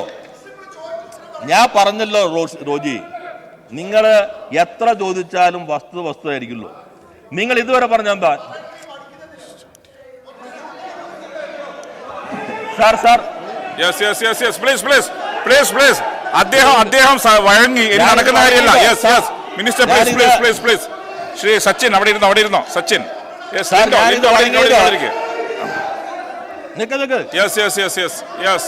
ഞാൻ പറയട്ടെ സാർ അങ്ങ് ഇപ്പുറത്ത് സംരക്ഷിക്കണം. ഞാൻ അദ്ദേഹം വളരെ ഡെമോക്രാറ്റിക് ആയി മിനിസ്റ്റർ വഴങ്ങി. പ്ലീസ് ശ്രീ രാഹുൽ അവിടെ ഇരിക്കണം. സേവിയർ പ്ലീസ് അവിടെ ഇരിക്ക്. നോ റോജി അവിടെ ഇരിക്ക്. വളരെ അവിടെ ഇരിക്ക്. വളരെ ഡെമോക്രാറ്റിക് ആയി അദ്ദേഹം. ശ്രീ ചാണ്ടി അവിടെ ഇരിക്ക്. രാഹുൽ അവിടെ ഇരിക്ക്. വെറുതെ ബഹളം വെക്കല്ല. അവിടെ ഇരിക്ക്. വളരെ ഡെമോക്രാറ്റിക് ആയി അദ്ദേഹം നിങ്ങളുടെ വഴങ്ങി. ആ വഴങ്ങിയാൽ നിങ്ങൾ ചോദിക്കുന്ന ചോദ്യത്തിന് നിങ്ങൾക്ക് വേണ്ട ഉത്തരം തരണം എന്ന് പറയുന്നത് ഡെമോക്രസി അല്ല. രാഹുൽ ഒരു ഉത്തരം തയ്യാറാക്കി ചോദ്യം ചോദിച്ചാൽ അതൊരു ഉത്തരം മിനിസ്റ്റർ തരില്ല. മിനിസ്റ്റർ അദ്ദേഹത്തിന് ഉത്തരം തരൂ. അല്ലാണ്ട് രാഹുലിന് വേണ്ട ഉത്തരം അത് തരാൻ പറ്റുന്നില്ല. അത് രാഹുലുമായി പുറത്ത് പറഞ്ഞോളാൻ, രാഹുലിന്റെ അഭിപ്രായ വ്യത്യാസത്തിന്റെ പുറത്തു പോയി പറഞ്ഞോളാൻ. അല്ലാണ്ട് ഇതിനകത്ത് ഉത്തരം തയ്യാറാക്കി ചോദ്യം ചോദിക്കാൻ പറ്റില്ല. ഉത്തരം പറയേണ്ട മിനിസ്റ്ററാണ്. അദ്ദേഹമാണ് ഉത്തരം പറയുന്നത്. മിനിസ്റ്റർ പറഞ്ഞോ. വഴങ്ങിയത് ഇവിടെ അനിൽകുമാർ ചില കാര്യങ്ങൾ ചോദിച്ചുകൊണ്ട് അദ്ദേഹം പാർലമെന്ററി പാർട്ടി സെക്രട്ടറി ഒക്കെ അല്ലേ എമ്മത് വെച്ച് തുടങ്ങിയത്. അപ്പോൾ പറയട്ടെ, നിങ്ങൾ അസംബ്ലിയിൽ yes please please please Sachin അവിടെ ഇരിക്കുക അവിടെ ഇരിക്കുക അവിടെ ഇരിക്കുക Rahul please please yes yes yes yes yes minister പറഞ്ഞോ ഒന്ന്, ഈ കുട്ടികളെക്കാളും ധാരണയില്ലാത്തവരെ കഷ്ടമായിരിക്കും. ഇവിടെ ഞാൻ പറഞ്ഞത് കഴിഞ്ഞ തവണയും എന്താണോ മാനദണ്ഡം അത് ഇത്തവണയും മാനദണ്ഡം. യൂണിയൻ ഗവൺമെന്റാണ് മാനദണ്ഡം. കഴിഞ്ഞ തവണ ഇതേപോലെ ഏറ്റവും കൂടുതൽ ടോപ്പ് കിട്ടിയപ്പോൾ ആന്ധ്ര 1ാം പേജിൽ അടിച്ചപ്പോൾ ഇവരെല്ലാം കൈയടിച്ചു. ഇതേ മാനദണ്ഡം വെച്ച് നിങ്ങൾ പുതിയ ആളല്ലേ, ഞാൻ സഭയിലെ കാര്യം പറയണേ. നിങ്ങളിപ്പോ വന്നല്ലേ ഉള്ളൂ, ഞാൻ സഭയിൽ നടന്ന കാര്യം പറയണേന്ന്. ഈ സഭയിൽ നടന്ന കാര്യം പറയണത് sir. Please please please please please please please അവിടെ ഇരിക്കുക അവിടെ ഇരിക്കുക അവിടെ ഇരിക്കുക അവിടെ ഇരിക്കുക യെസ് യെസ് അവിടെ ഇരിക്കുക അവിടെ ഇരിക്കുക. മിനിസ്റ്റർ പറയട്ടെ സാർ. ഇവിടെ ചോദ്യങ്ങൾ മിനിസ്റ്റർ വെറുതെ രാഹുൽ നിങ്ങൾക്ക് അവസരം തന്നു, വീണ്ടും വീണ്ടും ബഹളം ഉണ്ടാക്കിയത് അവിടെ ഇരിക്കുക. നിങ്ങൾക്ക് ഓരോ അവസരം തന്നില്ലേ, വീണ്ടും വീണ്ടും ബഹളം വെച്ചാലോ? മിനിസ്റ്റർ പറ. ഈ സഭയിൽ നമുക്ക് സാധാരണ പാലിക്കേണ്ട ചില മര്യാദകളുണ്ട്. നമ്മൾ വഴങ്ങുന്നത് സാധാരണ പിൻബെഞ്ചിൽ ആദ്യം വന്ന ആളുകൾക്കൊന്നും അങ്ങനെ വഴങ്ങാറില്ല ഇവിടെ ആരും. എന്നാൽ ചെറുപ്പക്കാരൻ ഒരു യുവജന മേധാവ് അദ്ദേഹം ഇരിക്കുമ്പോൾ ഒന്ന് ചോദിച്ചു, ഞാൻ വഴങ്ങിയതാ. ഇത് ചാനലിലെ ചർച്ചയല്ല, ഇത് നിയമസഭയാണ്, തെരഞ്ഞെടുക്കപ്പെട്ട ഒരു വേദിയാണ്. ഇവരൊക്കെ അതിൻ്റെതായ കീഴ്വഴക്കങ്ങളുണ്ട്. സാർ നിൽക്കുന്നൊക്കെ അവിടെ ഇരിക്കും. യെസ് രാഹുൽ രാഹുൽ രാഹുൽ വെറുതെ Rahul playing to the gallery പറ്റില്ല. ലുക്ക് ഞാൻ പറയാം, ചെയർ പറയാം, മിനിസ്റ്റർ ചെയർ പറയാം. സാധാരണ നിലയിൽ ലുക്ക് ഞാൻ പറയാം, ചെയർ പറയാം. സാധാരണ നിലയിൽ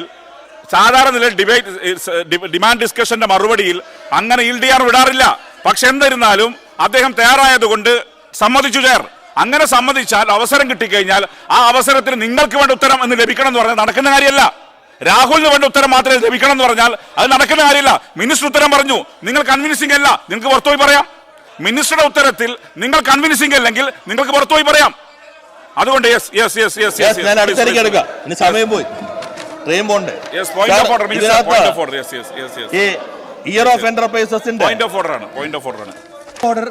ബഹുമാനപ്പെട്ട മന്ത്രി, അദ്ദേഹം പാർലമെന്ററി പ്രാക്ടീസിൽ വളരെ പ്രഗത്ഭനായ മന്ത്രിയാണ്, പാർലമെന്റിലെ പ്രഗത്ഭനായ എംപിയുമായിരുന്നു.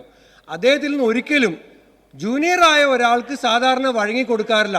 ഇവിടുത്തെ 140 MLA-മാർക്കും നിയമസഭയിലെ ഈ ചട്ടങ്ങൾ ഒരേ അധികാരമാണ് നൽകുന്നത്. അപ്പൊ അതിൽ വേർതിരിവില്ല. പിന്നെ ചാനൽ ചർച്ചയല്ല എന്ന് പറഞ്ഞത് അവിടെ കൈയടിച്ചെങ്കിൽ പോലും അദ്ദേഹത്തെ പോലെ ഒരാളിൽ അത് ഉണ്ടാകാൻ പാടില്ല, ഒഴിവാക്കണം.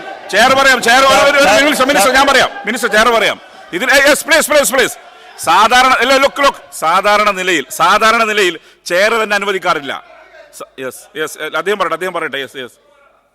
ഞാൻ എൻ്റെ ഒരു റിക്വസ്റ്റാണ്, see you are capable of answering. ഞാൻ ചോദ്യം ചോദിച്ചു, അങ്ങ് എനിക്ക് വഴങ്ങി. അങ്ങ് ഓരോരുത്തരുടെയും ചോദ്യത്തിന് മറുപടി പറയണ്ടേ. ഞാൻ ചോദിക്കുന്നത് എന്തിനാണ് അങ്ങ് കേപ്പബിൾ ആകുമ്പോൾ ബാക്കിയുള്ളൊരു ബഹളം വെക്കണേ? ഞങ്ങൾ സൈലന്റ് ആയിട്ടൊന്ന് കേൾക്കൂലോ?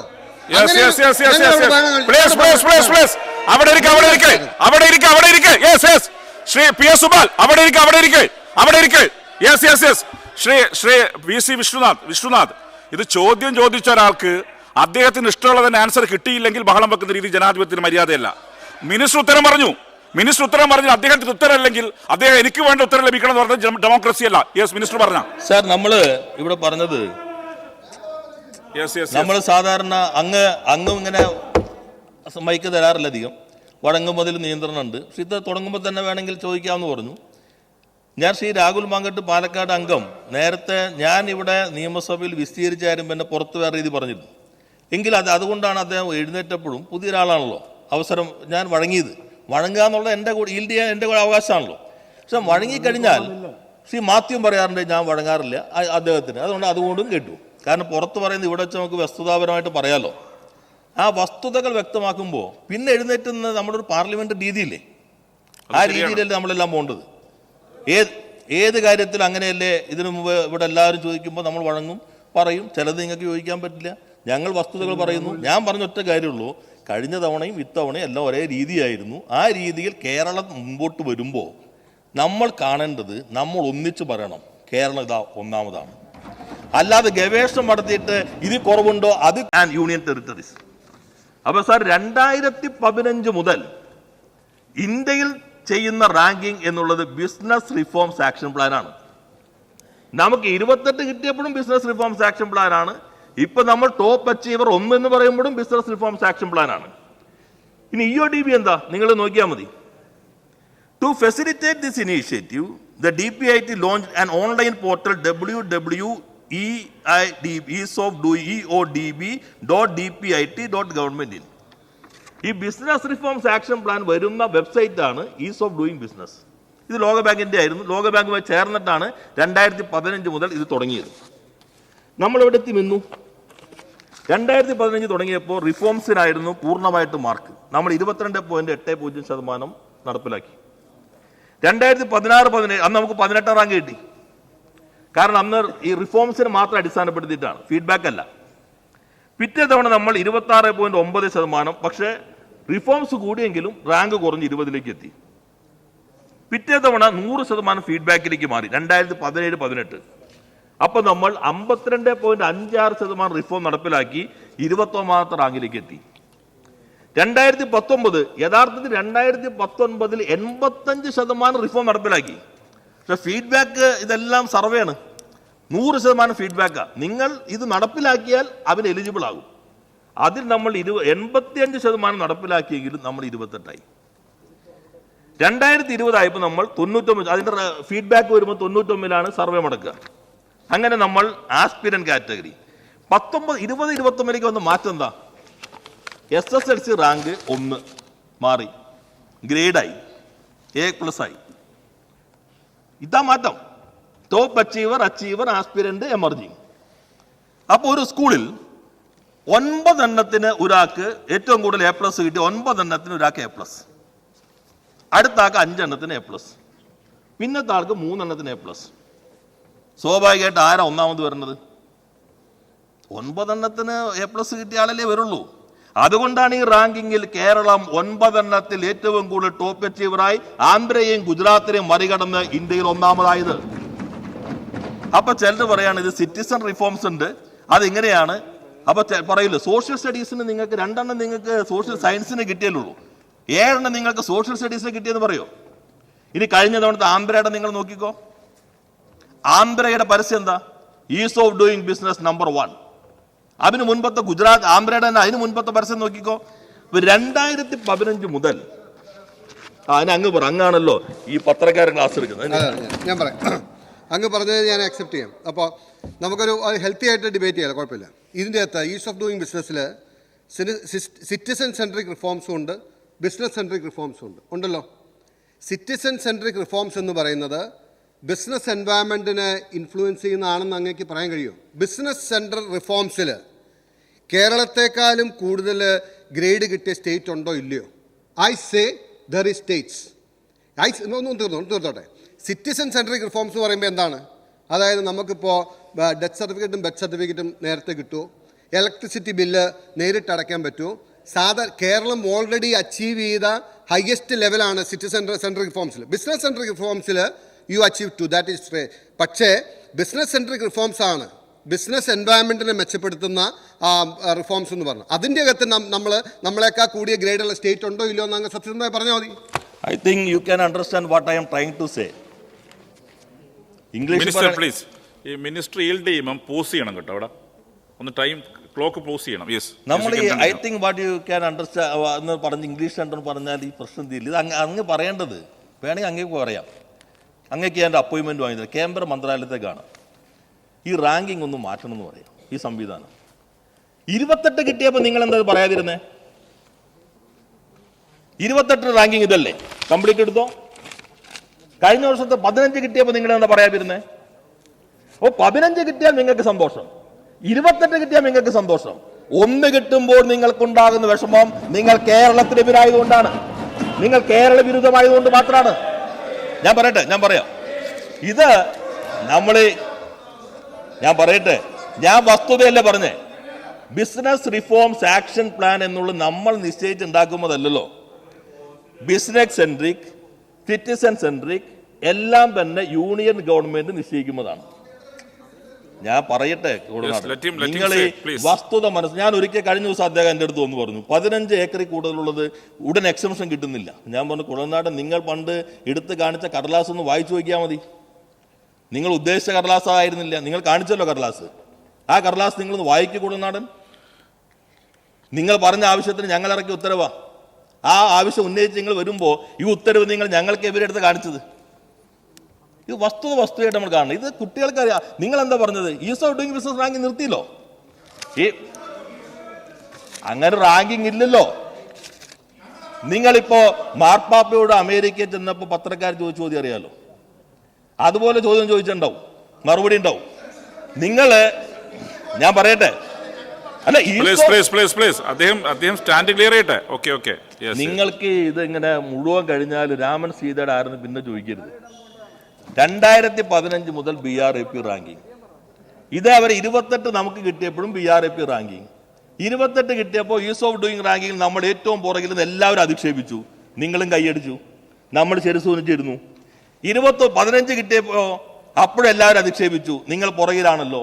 Is of doing business ranking അപ്പോഴും BRAP റാങ്കിങ്. നമുക്ക് 1 കിട്ടിയപ്പോഴോ നമ്മളൊന്ന് ഉയർത്തിപ്പിടിച്ചു. അപ്പൊ നിങ്ങളെല്ലാം ഇതേതത്?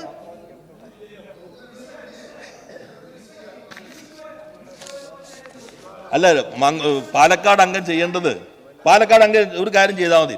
അങ്ങ് ഇരുന്നിട്ട് മൊബൈൽ എടുത്തിട്ട് ഞാൻ സമയം കളയുന്നില്ല, പീയൂഷ് ഗോയലിന് അന്ധമായി വിശ്വസിക്കേണ്ടതാണ്. നിങ്ങൾ എന്തിനാ പീയൂഷ് ഗോയലിന്റെ ശിഷ്യനാവണേ?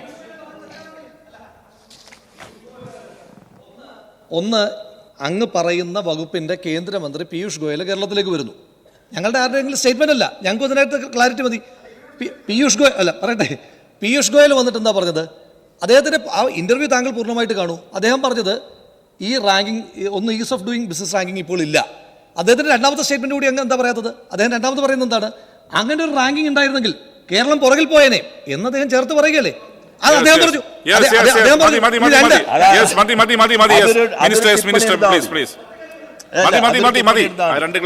ഞാൻ ഇത് മുഴുവൻ വിശദീകരിച്ചെന്താ?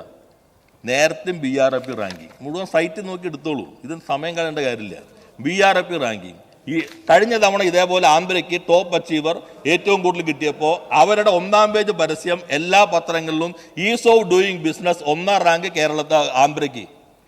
അപ്പൊ എല്ലാവരും സന്തോഷിച്ചു. അപ്പൊ ആരും ചോദിച്ചിട്ടില്ല BRAP ranking is of doing. ഇതിന്റെ ഈസ് ഓഫ് ഡൂയിങ് ബിസിനസ് ലോക ബാങ്കിന്റെ പദ്ധതിക്ക് ചേർന്ന് 2015 മുതൽ ഇന്ത്യ ഈ BRAP തുടങ്ങി. ലോക ബാങ്ക് ഇടയ്ക്ക് നിർത്തി. നമ്മൾ BRAP ഇന്ത്യ തുടരുന്നു. ആദ്യം റിഫോംസിനായിരുന്നു 100%, പിന്നെ ഫീഡ്ബാക്കിന് 100%ആക്കി. അപ്പൊ അതുകൊണ്ട് ചാനൽ ചർച്ച പറയുന്ന പോലെ ഇവിടെ പറഞ്ഞിട്ട് കാര്യമില്ല. ഞാൻ വസ്തുതകൾ മാത്രമേ പറയുന്നുള്ളൂ. അല്ല, ഞാൻ തീർക്കട്ടെ. അദ്ദേഹം പറഞ്ഞു, രാഹുൽ അവിടെ ഇരിക്കെ, ഇനി മൈക്ക് കിട്ടില്ല. മിനിസ്റ്റർ പറഞ്ഞോ. രാഹുൽ അവിടെ ഇരിക്കെ. മിനിസ്റ്റർ പറഞ്ഞോ. അത് പറയുന്നുണ്ടല്ലോ. Show some patience. അദ്ദേഹം പറയട്ടെ. നിങ്ങൾ 2 ചോദ്യം ചോദിച്ചു, അതിന് ആൻസർ ചെയ്തുകൊണ്ടിരിക്കുകയാണ്. Show some patience. അദ്ദേഹം കേൾക്കട്ടെ. മിനിസ്റ്റർ സാർ, ഇതിനേക്കാളും ലളിതമായിട്ട് എങ്ങനെ പറയാ?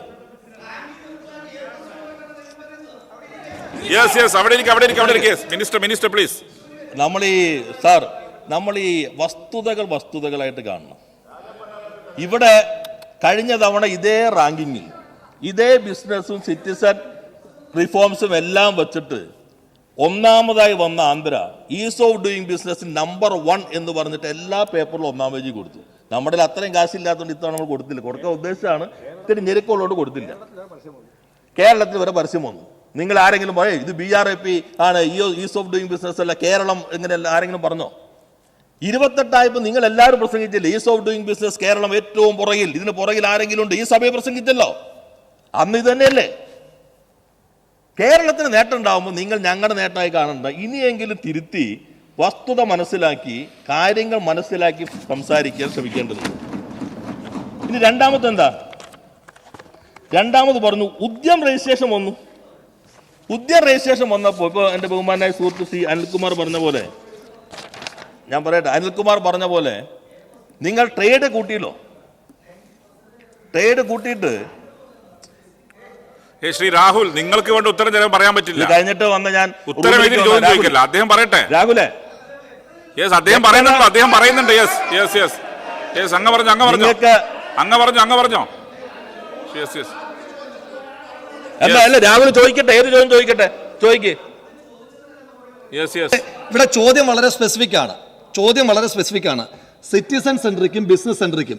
ബിസിനസ് സെൻട്രിക്കിൽ കേരളം എത്രാമതാണ്? ഇനി ബിസിനസ് സെൻട്രിക്കിൽ കേരളത്തിന് മുകളിൽ ഏതൊക്കെ സ്റ്റേറ്റുകളുണ്ട്? ഇനി അങ്ങ് താരതമ്യപ്പെടുത്തുന്നത് എങ്ങനെയാണ്?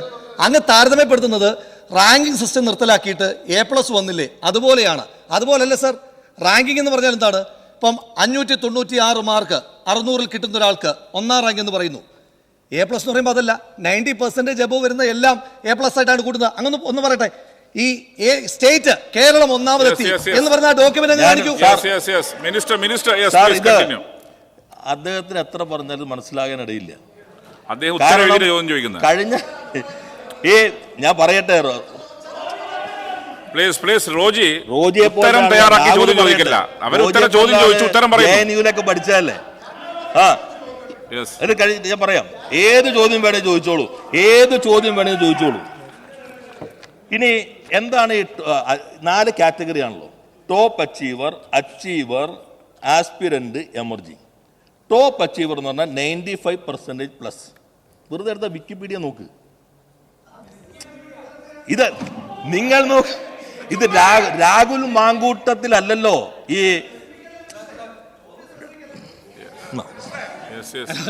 വിക്കിപീഡിയ എന്ന് പറയും. വിക്കിപീഡിയയില് ആർക്കും എഡിറ്റ് ചെയ്യാം. അതുകൊണ്ട് വിക്കിപീഡിയ നോക്കൂന്ന് പറയരുത്. വളരെ സ്പെസിഫിക് ആയ ചോദ്യമാണ് മാത്യു ചോദിച്ചത്. അതിനങ്ങ് ഇതുവരെ മറുപടി പറഞ്ഞിട്ടില്ല. ആ ചോദ്യമാണ് ഞങ്ങൾ ആവർത്തിച്ചത്. വിക്കിപീഡിയ ഏറ്റവും ചുരുങ്ങിയത് അതെങ്കിലും നോക്കാൻ ഞാൻ പറഞ്ഞുള്ളൂ. ആദ്യം ഞാൻ ഉദ്ദേശിച്ച ഇന്ത്യൻ ഗവൺമെന്റിന്റെ സൈറ്റാണല്ലോ ഉദ്ധരിച്ചത്. അങ്ങക്ക് അങ്ങ് മറ്റ് സ്റ്റേറ്റിലൊക്കെ പോകുന്ന ആളാണല്ലോ. അപ്പൊ ആമ്പലയ്ക്ക് കഴിഞ്ഞുകൊണ്ട് കിട്ടിയത് എന്താ?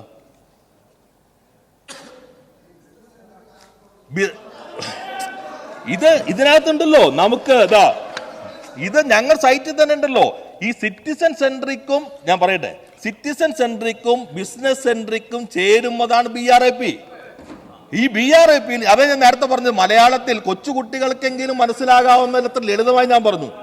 ഒരാൾക്ക് 9 A+ കിട്ടി, 95%. SSLCക്ക് 9 A+ കിട്ടി.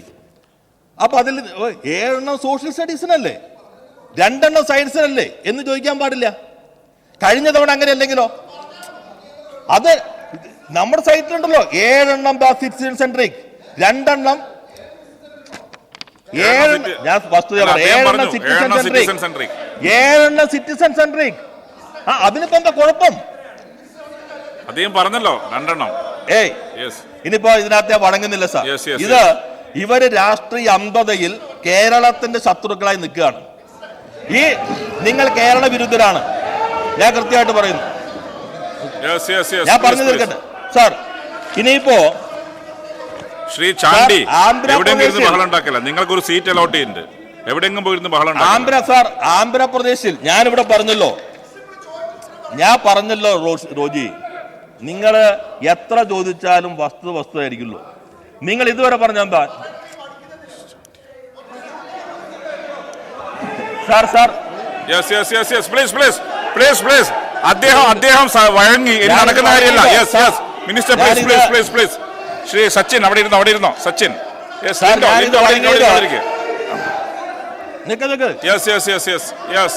ഞാൻ പറയട്ടെ സാർ അങ്ങ് ഇപ്പോഴത്തെ സംരക്ഷിക്കണം. ഞാൻ അദ്ദേഹം വളരെ ഡെമോക്രാറ്റിക് ആയി മിനിസ്റ്റർ വഴങ്ങി. പ്ലീസ് ശ്രീ രാഹുൽ അവിടെ ഇരിക്കണം. സേവിയർ പ്ലീസ് അവിടെ ഇരിക്ക്. നോ റോജി അവിടെ ഇരിക്ക്. വളരെ അവിടെ ഇരിക്ക്. വളരെ ഡെമോക്രാറ്റിക് ആയി അദ്ദേഹം. ശ്രീ ചാണ്ടി അവിടെ ഇരിക്ക്. രാഹുൽ അവിടെ ഇരിക്ക്. വെറുതെ ബഹളം വെക്കല്ല. അവിടെ ഇരിക്ക്. വളരെ ഡെമോക്രാറ്റിക് ആയി അദ്ദേഹം നിങ്ങളുടെ വഴങ്ങി. ആ വഴങ്ങിയാൽ നിങ്ങൾ ചോദിക്കുന്ന ചോദ്യത്തിന് നിങ്ങൾക്ക് വേണ്ട ഉത്തരം തരണം എന്ന് പറയുന്നത് ഡെമോക്രസി അല്ല. രാഹുൽ ഒരു ഉത്തരം തയ്യാറാക്കി ചോദ്യം ചോദിച്ചാൽ അതൊരു ഉത്തരം മിനിസ്റ്റർ തരില്ല. മിനിസ്റ്റർ അദ്ദേഹത്തിന് ഉത്തരം തരൂ. അല്ലാണ്ട് രാഹുലിന് വേണ്ട ഉത്തരം അത് തരാൻ പറ്റുന്നില്ല. അത് രാഹുലുമായി പുറത്ത് പറഞ്ഞോളാൻ, രാഹുലിന്റെ അഭിപ്രായ വ്യത്യാസത്തിന്റെ പുറത്തു പോയി പറഞ്ഞോളാൻ. അല്ലാണ്ട് ഇതിനകത്ത് ഉത്തരം തയ്യാറാക്കി ചോദ്യം ചോദിക്കാൻ പറ്റില്ല. ഉത്തരം പറയേണ്ട മിനിസ്റ്ററാണ്. അദ്ദേഹമാണ് ഉത്തരം പറയുന്നത്. മിനിസ്റ്റർ പറഞ്ഞോ. അപ്പോ ഇനി ഞാനിത് വഴങ്ങിയത് ഇവിടെ അനിൽകുമാർ ചില കാര്യങ്ങൾ ചോദിച്ചുകൊണ്ട് അദ്ദേഹം പാർലമെന്ററി പാർട്ടി സെക്രട്ടറിയൊക്കെ അല്ലേ എമ്മത് വെച്ച് വഴങ്ങിയത്. അപ്പോൾ പറയട്ടെ, നിങ്ങൾ അസംബ്ലിയില് സച്ചിൻ രാഹുൽ മിനിസ്റ്റർ പറഞ്ഞോ. ഒന്ന്, ഈ കുട്ടികളെക്കാളും ധാരണയില്ലാത്തവരെ കഷ്ടമായിരിക്കും. ഇവിടെ ഞാൻ പറഞ്ഞത് കഴിഞ്ഞ തവണയും എന്താണോ മാനദണ്ഡം അത് ഇത്തവണയും മാനദണ്ഡം. യൂണിയൻ ഗവൺമെന്റാണ് മാനദണ്ഡം. കഴിഞ്ഞ തവണ ഇതേപോലെ ഏറ്റവും കൂടുതൽ ടോപ്പ് കിട്ടിയപ്പോൾ ആന്ധ്ര 1ാം പേജിൽ അടിച്ചപ്പോൾ ഇവരെല്ലാം കൈയടിച്ചു. ഇതേ മാനദണ്ഡം വെച്ച് നിങ്ങൾ പുതിയ ആളല്ലേ, ഞാൻ സഭയിലെ കാര്യം പറയണേ. നിങ്ങളിപ്പോ വന്നല്ലേ ഉള്ളൂ, ഞാൻ ഈ സഭയിൽ നടന്ന കാര്യം പറയണത്. ഈ സഭയിൽ നടന്ന കാര്യം പറയണത് സാർ.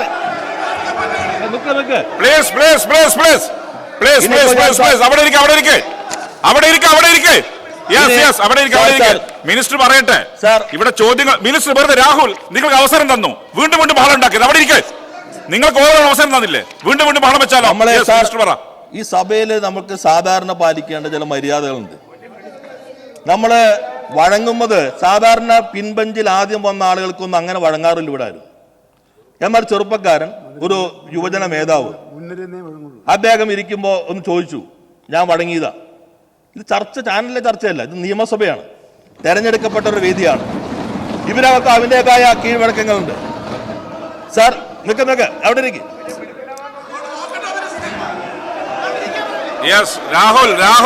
രാഹുൽ വെറുതെ പ്ലേയിങ് ടു ദ ഗാലറി പറ്റില്ല. ഞാൻ പറയാം, ചെയർ പറയാം, മിനിസ്റ്റർ ചെയർ പറയാം. സാധാരണ നിലയിൽ ഞാൻ പറയാം, ചെയർ പറയാം. സാധാരണ നിലയിൽ ഡിമാൻഡ് ഡിസ്കഷന്റെ മറുപടിയിൽ അങ്ങനെ ഈൽഡ് ചെയ്യാൻ വിടാറില്ല. പക്ഷെ എന്നിരുന്നാലും അദ്ദേഹം തയ്യാറായതുകൊണ്ട് സമ്മതിച്ചു ചെയർ. അങ്ങനെ സമ്മതിച്ചാൽ, അവസരം കിട്ടിക്കഴിഞ്ഞാൽ ആ അവസരത്തിന് നിങ്ങൾക്ക് വേണ്ട ഉത്തരം എന്ന് ലഭിക്കണം എന്ന് പറഞ്ഞാൽ നടക്കുന്ന കാര്യമല്ല. രാഹുലിന് വേണ്ട ഉത്തരം മാത്രമേ ലഭിക്കണം എന്ന് പറഞ്ഞാൽ അത് നടക്കുന്ന കാര്യമില്ല. മിനിസ്റ്റർ ഉത്തരം പറഞ്ഞു, നിങ്ങൾ കൺവിൻസിംഗ് അല്ല, നിങ്ങൾക്ക് പുറത്തുപോയി പറയാം. മിനിസ്റ്ററുടെ ഉത്തരത്തിൽ നിങ്ങൾ കൺവിൻസിംഗ് അല്ലെങ്കിൽ നിങ്ങൾക്ക് പുറത്തുപോയി പറയാം. അതുകൊണ്ട് സമയം പോയി, ട്രെയിൻ പോണ്ടേ.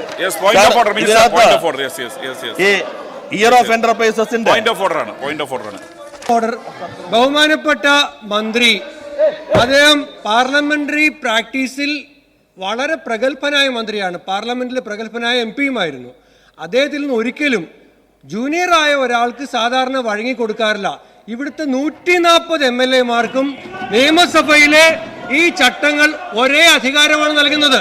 അപ്പൊ അതിൽ വേർതിരിവില്ല. പിന്നെ ചാനൽ ചർച്ചയല്ല എന്ന് പറഞ്ഞത് അവിടെ കൈയടിച്ചെങ്കിൽ പോലും അദ്ദേഹത്തെ പോലെ ഒരാളിൽ അത് ഉണ്ടാകാൻ പാടില്ല, ഒഴിവാക്കണം.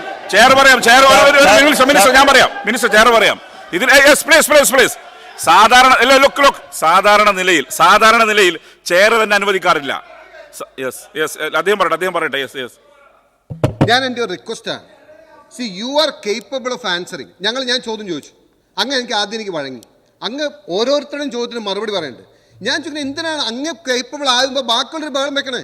ഞങ്ങൾ സൈലന്റ് ആയിട്ടൊന്ന് കേൾക്കൂലോ?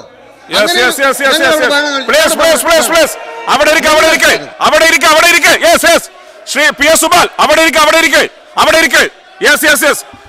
ശ്രീ വി സി വിശ്വനാഥ്, ഇത് ചോദ്യം ചോദിച്ച ഒരാൾക്ക് അദ്ദേഹത്തിന് ഇഷ്ടമുള്ള തന്നെ ആൻസർ കിട്ടിയില്ലെങ്കിൽ ബഹളം വെക്കുന്ന രീതി ജനാധിപത്യത്തിന് മര്യാദയല്ല. മിനിസ്റ്റർ ഉത്തരം പറഞ്ഞു, അദ്ദേഹത്തിന് ഉത്തരം അല്ലെങ്കിൽ അദ്ദേഹം എനിക്ക് വേണ്ട ഉത്തരം ലഭിക്കണം എന്ന് പറഞ്ഞത് ഡെമോക്രസി അല്ല.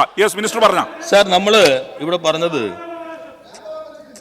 നമ്മൾ സാധാരണ അങ്ങ് ഇങ്ങനെ മൈക്ക് തരാറില്ല അധികം, വഴങ്ങുമ്പോൾ നിയന്ത്രണമുണ്ട്. പക്ഷെ ഇത് തുടങ്ങുമ്പോൾ തന്നെ വേണമെങ്കിൽ ചോദിക്കാമെന്ന് പറഞ്ഞു. ഞാൻ ശ്രീ രാഹുൽ മാങ്കട്ട് പാലക്കാട് അംഗം, നേരത്തെ ഞാൻ ഇവിടെ നിയമസഭയിൽ വിസ്തീരിച്ചാരും എന്നെ പുറത്ത് വേറെ രീതി പറഞ്ഞിരുന്നു. എങ്കിൽ അതുകൊണ്ടാണ് അദ്ദേഹം എഴുന്നേറ്റപ്പോഴും പുതിയൊരാളാണല്ലോ അവസരം ഞാൻ വഴങ്ങുക എന്നുള്ളത് എൻ്റെ കൂടെ ഈൽഡ് ചെയ്യാൻ എൻ്റെ കൂടെ അവകാശമാണല്ലോ. പക്ഷെ വഴങ്ങിക്കഴിഞ്ഞാൽ ശ്രീ മാത്യു പറയാറുണ്ട് ഞാൻ വഴങ്ങാറില്ല അദ്ദേഹത്തിന്. അതുകൊണ്ടും കേട്ടു. കാരണം പുറത്ത് പറയുന്നത് ഇവിടെ വെച്ച് നമുക്ക് വസ്തുതാപരമായിട്ട് പറയാമല്ലോ. ആ വസ്തുതകൾ വ്യക്തമാക്കുമ്പോൾ പിന്നെ എഴുന്നേറ്റുന്ന നമ്മുടെ ഒരു പാർലമെന്റ് രീതിയില്ലേ, ആ രീതിയിലല്ലേ നമ്മളെല്ലാം പോകേണ്ടത്. ഏത് കാര്യത്തിൽ അങ്ങനെയല്ലേ? ഇതിനു മുമ്പ് ഇവിടെ എല്ലാവരും ചോദിക്കുമ്പോൾ നമ്മൾ വഴങ്ങും, പറയും. ചിലത് നിങ്ങൾക്ക് ചോദിക്കാൻ പറ്റില്ല.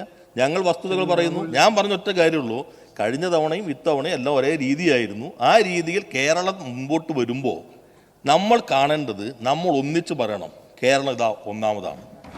അല്ലാതെ ഗവേഷണം നടത്തിയിട്ട് ഇത് കുറവുണ്ടോ അത് കുറവുണ്ടോ എന്ന് മറ്റ് സ്റ്റേറ്റ് നോക്കുന്നുണ്ട്. ആന്ധ്രാപ്രദേശിന്റെ ചന്ദ്രബാബു നായിഡു അദ്ദേഹം സ്വിറ്റ്സർലൻഡിൽ വെച്ച് കേരളത്തെക്കുറിച്ച് പറയാണ്.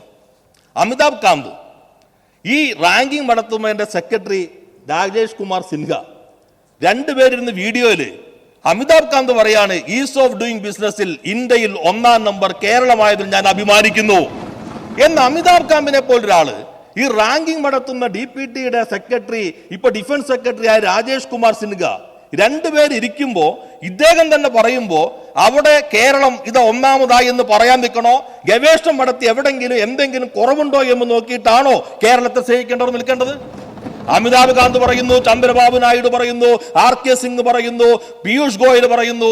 ആ മീറ്റിംഗിനകത്ത് ഏറ്റവും ആദ്യം ടോപ്പ് പെർഫോമർ എന്ന നിലയിൽ കേരളത്തിന്റെ വ്യവസായ വകുപ്പ് മന്ത്രിയെ വിളിച്ച് അദ്ദേഹം ആദ്യമായിട്ട് മെമ്മന്റോ നൽകുന്നു. അത് എനിക്കുള്ള മെമ്മന്റോ അല്ല, കേരളത്തിനുള്ള മെമ്മന്റോയാണ്. അത് ഇനിയെങ്കിലും മനസ്സിലാക്കി നമ്മൾ എന്തെങ്കിലും കാര്യങ്ങളുണ്ടെങ്കിൽ അതൊക്കെ വേറെ രാഷ്ട്രീയമായി പറഞ്ഞോ. നിങ്ങൾ ചെറുപ്പക്കാരാണ്. നമ്മുടെ ചെറുപ്പക്കാർക്ക് ഇവിടെ ജോലി കിട്ടണമെങ്കിൽ ഇവിടെ വ്യവസായം തന്നെ ഉണ്ടാകണം. വ്യവസായം ഉണ്ടാകണമെങ്കിൽ നമ്മൾ ഒന്നാമതാണ്, ഇവിടെയാണ് സ്ഥലം എന്ന് നമ്മൾ പറയണം. സാർ, ഉദ്യം രജിസ്ട്രേഷൻ ചിലർ പറഞ്ഞു, അങ്ങ് പറഞ്ഞല്ലോ ട്രേഡ് കൂട്ടിക്കൊണ്ടാണല്ലോ വരുന്നത്. എനിക്ക് എത്ര അവകാശപ്പെടാം? ഇതാണ് നിങ്ങൾ പറഞ്ഞ മാനദണ്ഡമെങ്കിൽ. 2021 ഉദ്യം ആകെ 85,143 കേരളത്തിൻ്റെ രജിസ്ട്രേഷൻ.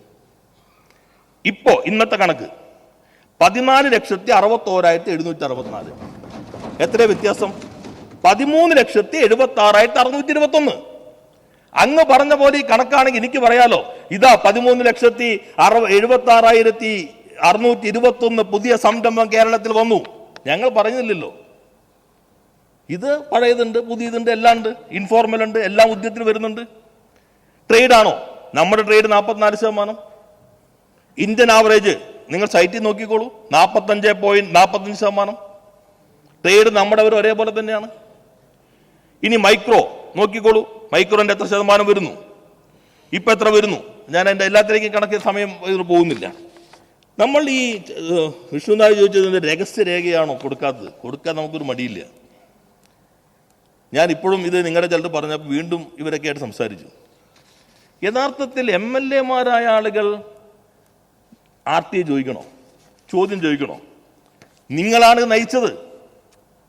ഇതാ ജിയോ ഓരോ മണ്ഡലത്തിൽ ഈ പ്രവർത്തനത്തിനും നേതൃത്വം നൽകിയത് നിയമസഭാ മണ്ഡലം ഉപദേശക സമിതി ചെയർമാൻ, MLA, കൺവീനർ, നിയോജക മണ്ഡലം ഉൾപ്പെടുന്ന പ്രദേശത്തെ ബ്ലോക്ക് ഉപജില്ലാ വ്യവസായ ഓഫീസർ, അംഗങ്ങൾ, നിയമസഭാ മണ്ഡലത്തിലെ മേയർ, മുനിസിപ്പൽ ചെയർപേഴ്സൺ, നിയോജക മണ്ഡലത്തിലെ പരിധിയിലെ ബ്ലോക്ക് പഞ്ചായത്ത് പ്രസിഡന്റുമാർ, ഗ്രാമപഞ്ചായത്ത് പ്രസിഡന്റുമാർ. നിങ്ങൾ നേതൃത്വം നൽകിയതാണത്. നിങ്ങളെ യോഗം വിളിച്ചോളൂ, എല്ലാ വിവരങ്ങളും അവിടെ ഉണ്ടല്ലോ. നമ്മളിപ്പോൾ ഞാൻ ഈ മറ്റേ ഈ ഇൻവെസ്റ്റ് സമ്മിറ്റ് കഴിഞ്ഞപ്പോൾ പറഞ്ഞു എല്ലാ കമ്പനികളുടെയും പേരും ഡാഷ്ബോർഡിൽ ഇടാൻ പോകുന്നു. അപ്പോൾ CAയുടെ പ്രസിഡന്റ് എന്നോട് അപ്പോൾ തന്നെ പറഞ്ഞു, സാർ നിങ്ങൾ ഇട്ടാൽ ഇവിടെ തന്നെ ഇപ്പോൾ 4 സ്റ്റേറ്റിൻ്റെ ആൾ ഇവിടെ ഉണ്ട്. ഏത് ഈ നമ്മുടെ സമ്മിറ്റിൽ 4 സ്റ്റേറ്റിൻ്റെ ആളുകൾ വന്നിരിക്കുകയാണ്. ഈ വന്ന ആളുകളെ ഇവിടുന്ന് പിടിക്കാൻ പറ്റുമെന്ന് നോക്കാൻ. നമുക്കപ്പോൾ നിങ്ങൾ ചോദിക്കാൻ ലിസ്റ്റ് ചോദിച്ചോ? എൻ്റെ അടുത്ത് ലിസ്റ്റ് അല്ലാണ്ട് പഞ്ചായത്തിനുണ്ട്. ഇത് കൂടാതെ ഇന്ത്യയുടെ ചരിത്രത്തിൽ ആദ്യമായി നമ്മളിപ്പോൾ ഇരിക്കൂർ സജീവ് ജോസഫ് അദ്ദേഹം അവിടെ വിളിച്ചു കൂട്ടിയല്ലോ. നജീബ് ഉണ്ടല്ലോ വിളിച്ചു കൂട്ടിയല്ലോ. വിജിൽ ഇവിടെ ഉണ്ടല്ലോ വിളിച്ചു കൂട്ടി. നെയ്യാറ്റെങ്കിലും വിളിച്ചു കൂട്ടിയല്ലോ. MP രാജേഷ് ആദ്യം വിളിച്ചു കൂട്ടിയല്ലോ. പല മണ്ഡലങ്ങളിലും വിളിച്ചു കൂട്ടിയല്ലോ. അവരെല്ലാവരും വിളിച്ച് കഴിഞ്ഞിട്ട് തുടങ്ങാം, അല്ലെങ്കിൽ പിന്നെ ഒരു ടോണങ്ങ് പോകും. ലാസ്റ്റ് തുടങ്ങാം. പഞ്ചായത്തിലുണ്ട്. ഇനി ഉദ്യം രജിസ്ട്രേഷൻ അവർ കൊടുക്കുന്നുണ്ടോ? ഇനി വിഷ്ണുനാഥിന് കുണ്ടറ വേണം. നാളെ തന്നെ ഞാൻ തരം പബ്ലിഷ് ചെയ്ത് കഴിഞ്ഞാൽ ഇത് പലതരത്തിൽ ആളുകൾ വരും. എല്ലാ അവസരങ്ങളും ലഭ്യമാണ്. നമ്മൾ ഈ പറഞ്ഞിരിക്കും ഇതൊരു സംവിധാനമായിരുന്നു. നിയമസഭാ മണ്ഡലത്തിൽ MLA-മാരുടെ നേതൃത്വത്തിൽ, സ്റ്റേറ്റ് ലെവൽ മുഖ്യമന്ത്രിയുടെ നേതൃത്വത്തിൽ വിവിധ വകുപ്പ് മന്ത്രിമാർ യോഗം ചേർന്നു. ചീഫ് സെക്രട്ടറി മേലത്തിൽ കോർഡിനേഷൻ. എല്ലാ പഞ്ചായത്തിലും നമ്മളൊരു ഇന്ത്യൻ പിന്നെ എക്സിക്യൂട്ടീവായി മാറ്റി. ഇപ്പൊ നമ്മൾ ഇന്ത്യയുടെ ചരിത്രത്തിൽ ആദ്യമായി സംരംഭക സഭ 98% പഞ്ചായത്തുകളിൽ പൂർത്തീകരിച്ചു. സംരംഭക സഭ എല്ലാ MLA-മാർക്കും നമ്മൾ കത്തയച്ചിരുന്നു. പഞ്ചായത്തിൽ സംരംഭകരാകെ ഉദ്യോഗസ്ഥരാകെ ഇരുന്ന് ചർച്ച ചെയ്യാം. നിങ്ങൾ നോക്കിക്കോ. ഇനിയിപ്പോൾ ഇന്ന കമ്പനി ഇതിപ്പോൾ വന്നതല്ല. ഞാൻ പറഞ്ഞല്ലോ, ഈ 13,76,621 ഉദ്യം രജിസ്ട്രേഷൻ വന്നപ്പോൾ ഇവിടെ 3,40,000 നമ്മൾ പറയുമ്പോൾ തന്നെ ഇതിൽ ഉദ്യത്തിൽ രജിസ്റ്റർ ചെയ്യാത്തുണ്ട് ഉണ്ട്. അപ്പോൾ നിങ്ങൾ ബന്ധപ്പെട്ട MLA-മാർ അസംബ്ലി മണ്ഡലങ്ങളിൽ നോക്കിയിട്ട് ഇത് ഉദ്യം രജിസ്റ്റർ ചെയ്യണോ, രജിസ്റ്റർ ചെയ്യിച്ചോ. ഇൻഷുറൻസ് വേണോ, നിങ്ങൾ ചെയ്യിച്ചോ. നമ്മൾ 50% പ്രീമിയം കൊടുക്കാം, 5,000 രൂപ നമ്മൾ പ്രീമിയം കൊടുത്തേക്കാം. ഇനി അവരുടെ ഉൽപ്പന്നം മാർക്കറ്റിൽ വേണോ, കെ സ്റ്റോർ ഇപ്പോൾ 12 കോടിയോ 13 കോടി 19 കോടി നമ്മൾ വിറ്റ് കഴിഞ്ഞു. നിങ്ങളുടെ മണ്ഡലത്തിൽ പുതുതായി തുടങ്ങിയ സംരംഭമുണ്ടോ, വിൽക്കാൻ വേണോ, ഏർപ്പാടാക്കി തരാം. അപ്പോൾ നമ്മൾ ഒന്നിച്ച് ഏറ്റെടുക്കണം. അതേ ഞാൻ പറയുന്നത്. ഈ കാര്യത്തിൽ നിങ്ങൾ ഈ തലമുടി നാരിഴക്കീരി അങ്ങോട്ടും ഇങ്ങോട്ടും എല്ലാം നോക്കേണ്ടത്. ഇനി ഇൻവെസ്റ്റ് സമ്മിറ്റിലേക്ക് വന്നു. ഇത് നമുക്ക് നോക്കൂ. ഇയർ ഓഫ് ഞാൻ തീർത്തിട്ട് പറയാം, അല്ലെങ്കിൽ എന്നെ ഒഴുക്കു പോകും. Year of enterprises Indian prime minister അംഗീകരിച്ചു. Novel innovation in public enterprises, MSME, novel innovation അല്ല model practice in MSME sector. American society of public administration ഈ 29-ാം തീയതി അവിടെ പേപ്പർ അവതരിപ്പിക്കാൻ വേണ്ടി നമ്മൾ ക്ഷണിച്ചിരിക്കുകയാണ് വാഷിംഗ്ടണിൽ. Innovation in public administration, A case of year of enterprises. മലയാളിക്ക് അഭിമാനിക്കാമല്ലോ. ഞാൻ അവിടെ പോയിട്ട് എന്താ പറയാൻ പോണത്, ഇത് LDF, പിണറായി വിജയൻ നയിക്കുന്ന ഗവൺമെന്റ്, വ്യവസായ മന്ത്രി ഞാൻ, അല്ലെങ്കിൽ ഞങ്ങളുടെ വകുപ്പ്, അല്ലെങ്കിൽ മറ്റു, അതല്ലല്ലോ കേരളം. അതല്ല പറയുന്നത്. ഇത് നോക്കൂ, ഞാൻ വിഷ്ണുനാഥ് വായിക്കുന്ന ആളായിട്ട് തരാം. ഇവിടെ ചർച്ച വന്നപ്പോൾ നമ്മൾ പറഞ്ഞു ഏറ്റവും ആധികാരികമായ ഒരു ഏജൻസി ഏൽപ്പിക്കാം, അവർ പഠിക്കട്ടെ year of enterprises. IIM Indore അവരുടെ സ്റ്റഡിയാണ്. ഞാനത് മേശപ്പുറത്ത് വയ്ക്കുന്നു. Contextual relevant industry policy creation and implementation and impact evaluation study of the success of the Year of Enterprises initiatives report. Himanshu Rai ഡയറക്ടറാണ് IIM ഇൻഡോറിന്റെ. അങ്ങേക്ക് അറിയാലോ IIM ഇൻഡോറിന്റെ പ്രാധാന്യം.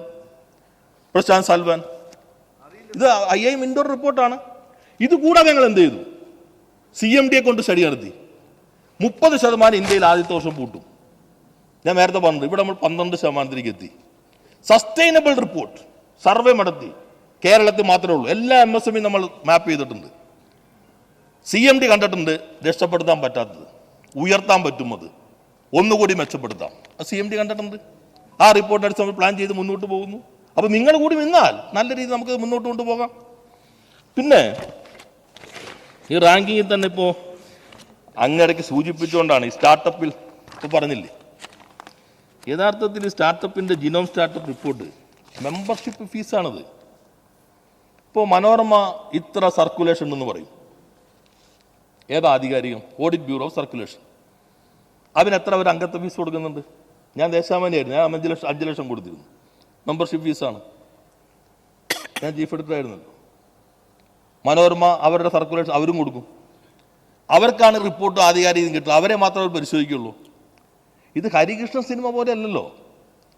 കാരണം ഒരു സ്ഥലത്ത് മോഹൻലാലിനെ ഇതാക്കുന്നതും ഒരു സ്ഥലത്ത് മമ്മൂട്ടിയും പറ്റില്ല. കാരണം ഇത് കർണാടകയും തെലുങ്കാനയും തമിഴ്നാട് എല്ലാം മെമ്പർഷിപ്പ് ഫീസ് കൊടുത്തിട്ടുണ്ട്. അപ്പോൾ കർണാടകയുടെ റിപ്പോർട്ടിൽ കർണാടക ഒന്നാമത്, തമിഴ്നാട്ടിൽ കൊടുക്കുന്ന റിപ്പോർട്ടിൽ തമിഴ്നാട് ഒന്നാമത്, കേരളത്തിൽ കൊടുക്കുന്ന റിപ്പോർട്ടിൽ കേരളം ഒന്നാമത്. അത് സിനിമേനെ പറ്റുള്ളൂ, ഹരികൃഷ്ണൻസിനെ പറ്റുള്ളൂ. ഇത് ഒരു സംഘടന സംവിധാനം, NGO സംവിധാനം. അതിൽ മെമ്പർഷിപ്പ് കൊടുക്കുമ്പോൾ അവരെല്ലാം കൂടി പരിശോധിക്കും. ആ പരിശോധനയിൽ അവരുടെ റാങ്കിങ്ങായി ഇത് കണ്ടാൽ മതി. ഞാൻ സമയം കുറച്ച് കൂടിപ്പോയി. IKGS-ന്റെ ഞാൻ ഇത് കഴിഞ്ഞിട്ട് പറയാം. വഴങ്ങാം ചേര അനുവദിക്കാനേ വഴങ്ങാം. IKGS-ന്റെ സാർ ഇപ്പോൾ നമ്മൾ EOE കഴിഞ്ഞ് നിങ്ങൾ ഇപ്പോൾ കൃഷ്ണയിള ഭാരത് ബയോടെക്കിൻ്റെ കോവാക്സിൻ്റെ പത്മഭൂഷണാണ്. അദ്ദേഹം അവിടെ പറഞ്ഞില്ലേ, കുഞ്ഞാലിക്കുട്ടി സാഹിബ് ഉണ്ടായിരുന്നു.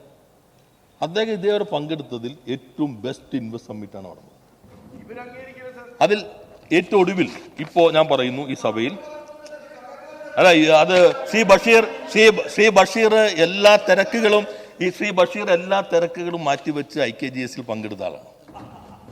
അത് നമ്മൾ പറയണല്ലോ. ശ്രീ ചാണ്ടി ഉമ്മൻ അതിൽ പങ്കെടുത്ത ആളാണ്. അത് നമ്മൾ പറയേണ്ട കാര്യം പറയണല്ലോ. ശ്രീ അൻവർ സാദത്ത് അതിൽ പങ്കെടുത്ത ആളാണ്. അതേപോലെ ഇവിടെ നിന്നും കുറെ MLA-മാർ അതിൽ പങ്കെടുത്തവരുണ്ട്. മറ്റു പലർക്ക് നിയമസഭാ തിരക്ക് കാരണം പ്രതിപക്ഷ നേതാവ് പങ്കെടുത്തു, ഉപനേതാവ് പങ്കെടുത്തു. നേരത്തെ പറഞ്ഞല്ലോ, ശ്രീ രമേശ് ചെന്നിത്തല വിളിച്ചു ചോദിച്ചപ്പോഴേക്കും സമാപന സമയമായി. അല്ലെങ്കിൽ അദ്ദേഹത്തെയും അവിടെ കൊണ്ടുവരാമായിരുന്നു. പക്ഷേ സമയം കഴിയാറായപ്പോഴാണ് അദ്ദേഹം വിളിച്ചു ചോദിച്ചത് എപ്പോഴാണ് കഴിയുന്ന കാര്യം ചോദിച്ചത്.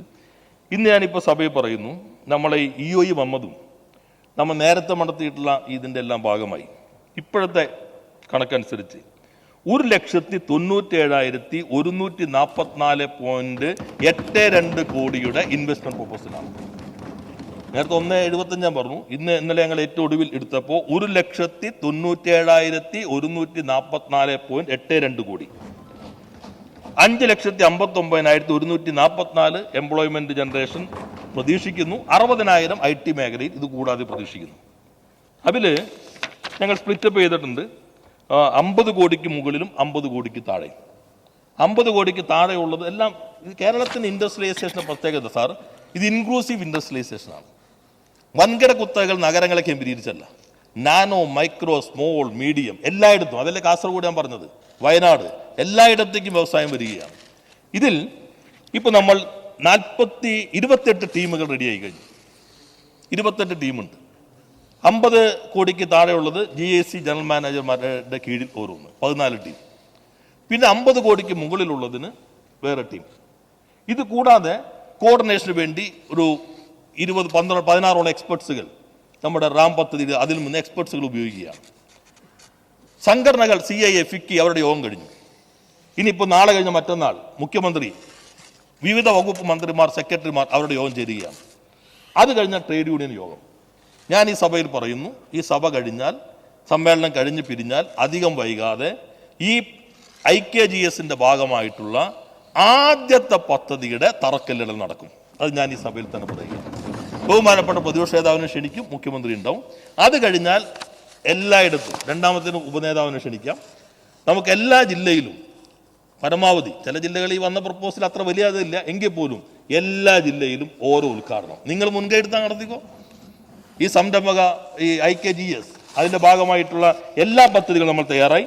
ഇത് പോസ്റ്റ് ഇവന്റ് റിപ്പോർട്ട് തയ്യാറായി കഴിഞ്ഞു. MLA-മാർക്കെല്ലാം തരാം. വളരെ ഇത് എൻ്റെ ഡ്രാഫ്റ്റാണ്. വിശദമായി പ്രിന്റ് ചെയ്ത് പോസ്റ്റ് ഇവന്റ് റിപ്പോർട്ട് എന്താണ്, എന്തൊക്കെ നടന്നു, എന്തെല്ലാം കാര്യങ്ങൾ നടന്നു, ഇനി എന്തെല്ലാം നമുക്ക് മുന്നോട്ട് കൊണ്ടുപോകാൻ കഴിയും, അതെല്ലാവർക്കും തരാം. അത് കഴിഞ്ഞ് നമ്മുടെ കോഫി ടേബിൾ അത് തയ്യാറാക്കുന്നുണ്ട്, കോഫി ടേബിൾ ബുക്ക്, അതും എല്ലാവർക്കും കൊടുക്കാം. വ്യവസായത്തിൻ്റെ കാര്യത്തിൽ നിങ്ങൾ ഞങ്ങൾ എന്നത് മാറി നമ്മൾ എന്നതിലേക്ക് വന്നു എന്നതാണ് കേരളത്തിൻ്റെ മെച്ചം. അത് ഞാൻ IKGSന്റെ സമാപന വേദി, ഉദ്ഘാടന വേദിയിൽ തന്നെ പറഞ്ഞു. യുണൈറ്റഡ് കേരളയാണ്, യൂണിഫൈഡ് കേരളയാണ്. പ്രതിപക്ഷവും ഭരണപക്ഷവും ഒന്നിച്ചു നിന്നിട്ടാണ് വരുന്നത്. അത് നല്ല മാറ്റമുണ്ടായി. കേരളത്തിൽ വന്നിട്ടുള്ള എല്ലാ കമ്പനികളുടെ പേരുകളൊന്നും ഈ സമയപരിധി മൂലം ഞാൻ അതിലേക്ക് പോകുന്നില്ല. ഇപ്പോൾ പറഞ്ഞു സ്റ്റാർട്ടപ്പ് ജനവുമായിട്ടുള്ളത് മെമ്പർഷിപ്പ് ആണെന്നാണ്. പക്ഷെ ഞാൻ ഉറച്ചു പറയുന്നു, മെമ്പർഷിപ്പ് അല്ല, സർവീസ് ലെവൽ എഗ്രിമെൻ്റ് ആണ്, കരാറാണ്, സേവന കരാറാണ്. മെമ്പർഷിപ്പും സേവന കരാറും രണ്ടും രണ്ടല്ലേ സാർ? റോജി കൂടി പറഞ്ഞോട്ടെ. സൂചിപ്പിച്ചത് പ്രകാരം നമ്മുടെ ഈ വ്യവസായങ്ങളും ഇത്രയധികം സംരംഭങ്ങളും ഇത്രയധികം നിക്ഷേപങ്ങളും ഒക്കെ നമുക്ക് ഉണ്ടായിട്ടുണ്ട് എങ്കിൽ നമ്മുടെ Kerala share of national GDP, അതായത് കേരളത്തിൻ്റെ ദേശീയ GDP-യിലേക്കുള്ള കോൺട്രിബ്യൂഷൻ എന്ന് പറയുന്നത് 2020-21 അത് 3.8% ആണ്, 3.8%. 2023-24 ഇപ്പോഴും അത് 3.8% തന്നെ നിൽക്കുകയാണ്. നമ്മുടെ GDP share of national total GDP അതിനകത്ത് എന്തുകൊണ്ടാണ് ആ വർധന ഉണ്ടാവാത്തത്? ഞാനത് കഴിഞ്ഞ ദിവസം വിശദമാക്കിയത് അങ്ങ് ഉണ്ടായില്ല. എന്നാലും അങ്ങേപ്പോലെ അടുത്ത് ചോദിക്കുമ്പോൾ ഇപ്പം 100 രൂപയാണ് ഇന്ത്യയുടെ GDP, 20 രൂപയാണ് നമ്മുടെ സംഭാവനയെങ്കിൽ 20%. ഇന്ത്യൻ GDP 200 നമ്മുടെ GDP കോൺട്രിബ്യൂഷൻ 40. അപ്പോൾ ശതമാനത്തിലായിരിക്കും വർധനവുണ്ടായോ? അല്ല ഞാൻ പറയട്ടെ.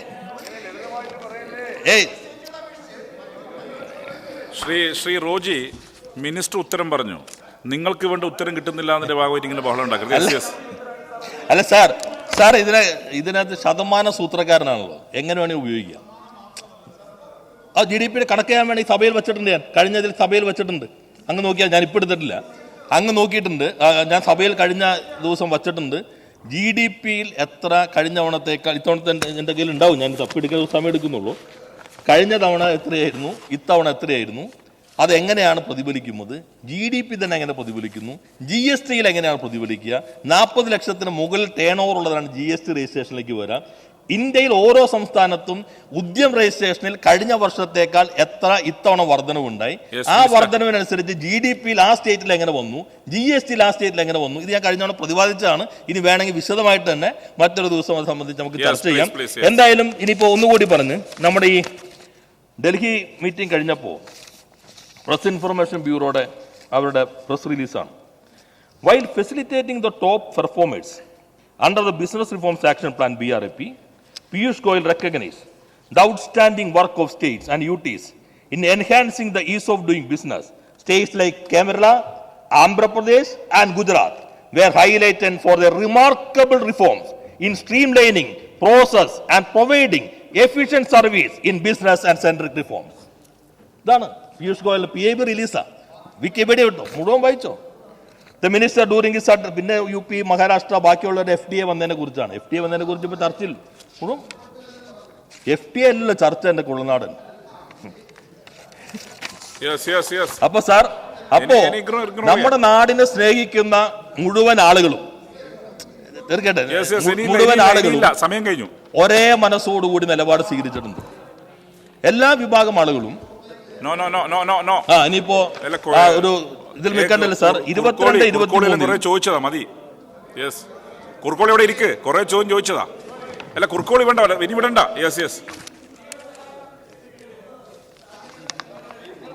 സ്ഥാനം GM ആയിരിക്കണം എന്ന് പറഞ്ഞുകൊണ്ടുള്ള ഡയറക്ടറോട് ഒരു പുതിയ ഉത്തരവ് വന്നിട്ടുണ്ട്. അത് ജനാധിപത്യത്തെ തകർക്കുന്ന ഒരു സംവിധാനമാണ്. അത് നേരത്തെ ഉള്ളതുപോലെ തെരഞ്ഞെടുക്കപ്പെടാനുള്ള അവകാശം ഉണ്ടാവണം, അംഗങ്ങൾക്ക് അവകാശപ്പെട്ടതായി. കുറുക്കോളി പറഞ്ഞത് വളരെ പ്രശ്നം എന്താണ് പരിശോധിച്ച എൻ്റെ കയ്യിൽ ഇപ്പം ഇല്ല, പരിശോധിച്ചിട്ട് പറയാം. അങ്ങ് പറഞ്ഞ എല്ലാ കാര്യങ്ങളും വളരെ പോസിറ്റീവോടെയാണല്ലോ നോക്കുന്നത്. ഇത് നമുക്ക് ആ കാര്യത്തിൽ നോക്കാം. എന്തായാലും GDPയുടെ കണക്കുണ്ട്, ഞാൻ വായിക്കുന്നില്ല, സമയം വൈകിയുണ്ട്. അപ്പൊ അതുകൊണ്ട് സാർ, നമുക്ക് കേരളത്തിന് വേണ്ടി നല്ലൊരു അന്തരീക്ഷം വന്നിരിക്കുന്നു. നല്ല രീതിയിൽ സംരംഭകർ കേരളത്തിലേക്ക് വരുന്നു. ലോകോത്തര സംരംഭകരെല്ലാം ഇപ്പൊ കേരളത്തിലുണ്ട്. നമുക്കതിൽ അഭിമാനിക്കാം. എല്ലാവരും ഒന്നിച്ച് കേരളത്തെ ഷോക്കേസ് ചെയ്യുക. ശ്രീ അനിൽകുമാർ പറഞ്ഞ പോലെ നമ്മൾ സംയുക്തമായി കേരളത്തെ മാർക്കറ്റ് ചെയ്താൽ കേരളം ലോകത്തിലെ തന്നെ ഏറ്റവും പ്രധാനപ്പെട്ട ഒരിടമായി മാറും എന്ന് മാത്രം സൂചിപ്പിച്ചുകൊണ്ട് ഈ ഡിമാൻഡ് പാസ്സാക്കി തരണമെന്ന് അഭ്യർത്ഥിച്ചുകൊണ്ട് വാക്കുകൾ സാർ. സഹകരണം എന്ന 27 നമ്പർ ധനാഭ്യർത്ഥനയ്ക്ക് ബഹുമാനപ്പെട്ട അംഗങ്ങൾ അവതരിപ്പിച്ച കട്ട് മോഷൻ പ്രസ് ചെയ്യുന്നുണ്ടോ? കട്ട് മോഷനുകൾ സഭയുടെ അനുമതിയെടുത്ത സഭ തള്ളിയിരിക്കുന്നു. സഹകരണം എന്ന 27 നമ്പർ ധനാഭ്യർത്ഥനയുടെ പേരിൽ കാര്യവര പട്ടികയിൽ സൂചിപ്പിച്ച ലിസ്റ്റിൽ പ്രസ്തുത ധനാഭ്യർത്ഥനയ്ക്ക് നേരെ 5-ാം കുളത്തിൽ കാണിച്ചിട്ടുള്ള തുക 2025-26 സാമ്പത്തിക വർഷത്തെ ചെലവുകൾ പൂർത്തീകരിക്കുമെന്ന് അനുവദിക്കണമെന്ന് ഉപക്ഷേപത്തെ അനുകൂലിക്കുന്നവർ, പ്രതികൂലിക്കുന്നവർ, ഉപക്ഷേപം പാസ്സായിരിക്കുന്നു, ഗ്രാന്റ് അനുവദിച്ചിരിക്കുന്നു. ധനാഭ്യർത്ഥന നമ്പർ 29 കൃഷി എന്ന 29-ാം നമ്പർ ധനാഭ്യർത്ഥനയ്ക്ക് ബഹുമാനപ്പെട്ട അംഗങ്ങൾ അവതരിപ്പിച്ച കട്ട് മോഷൻ പ്രസ് ചെയ്യുന്നുണ്ടോ? കട്ട് മോഷൻ സഭ തള്ളിയിരിക്കുന്നു. കൃഷി എന്ന 29-ാം നമ്പർ ധനാഭ്യർത്ഥനയുടെ പേരിൽ കാര്യവര പട്ടികയിൽ സൂചിപ്പിച്ച ലിസ്റ്റിൽ പ്രസ്തുത ധനാഭ്യർത്ഥനയ്ക്ക് നേരെ 5-ാം കുളത്തിൽ കാണിച്ച തുക 2025-26 സാമ്പത്തിക വർഷ ചെലവുകൾ പൂർത്തീകരിക്കാൻ അനുവദിക്കുന്ന ഉപക്ഷേപത്തെ അനുകൂലിക്കുന്നവർ പോൾ. അല്ല, വോട്ട് നടന്നോട്ടെ. മെഷീൻ, നമ്മുടെ ഇലക്ട്രോണിക് മെഷീൻ നോക്കാമല്ലേ നമുക്ക്. കൃഷി അത് നിങ്ങൾ എന്തായാലും പറയാത്തതുകൊണ്ടാണ്. Yes, Paul, ring the bell.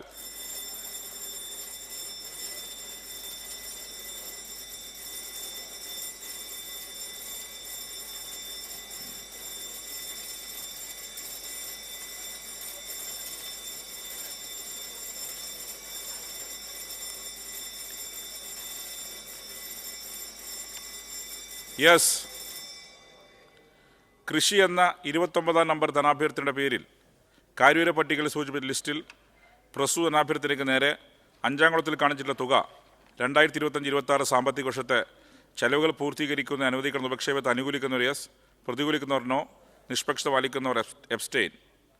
Start polling.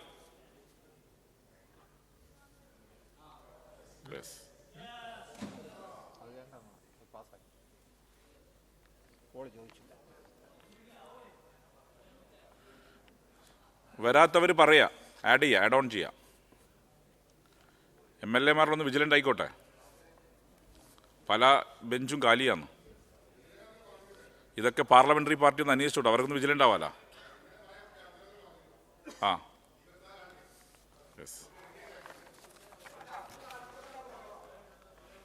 അതെ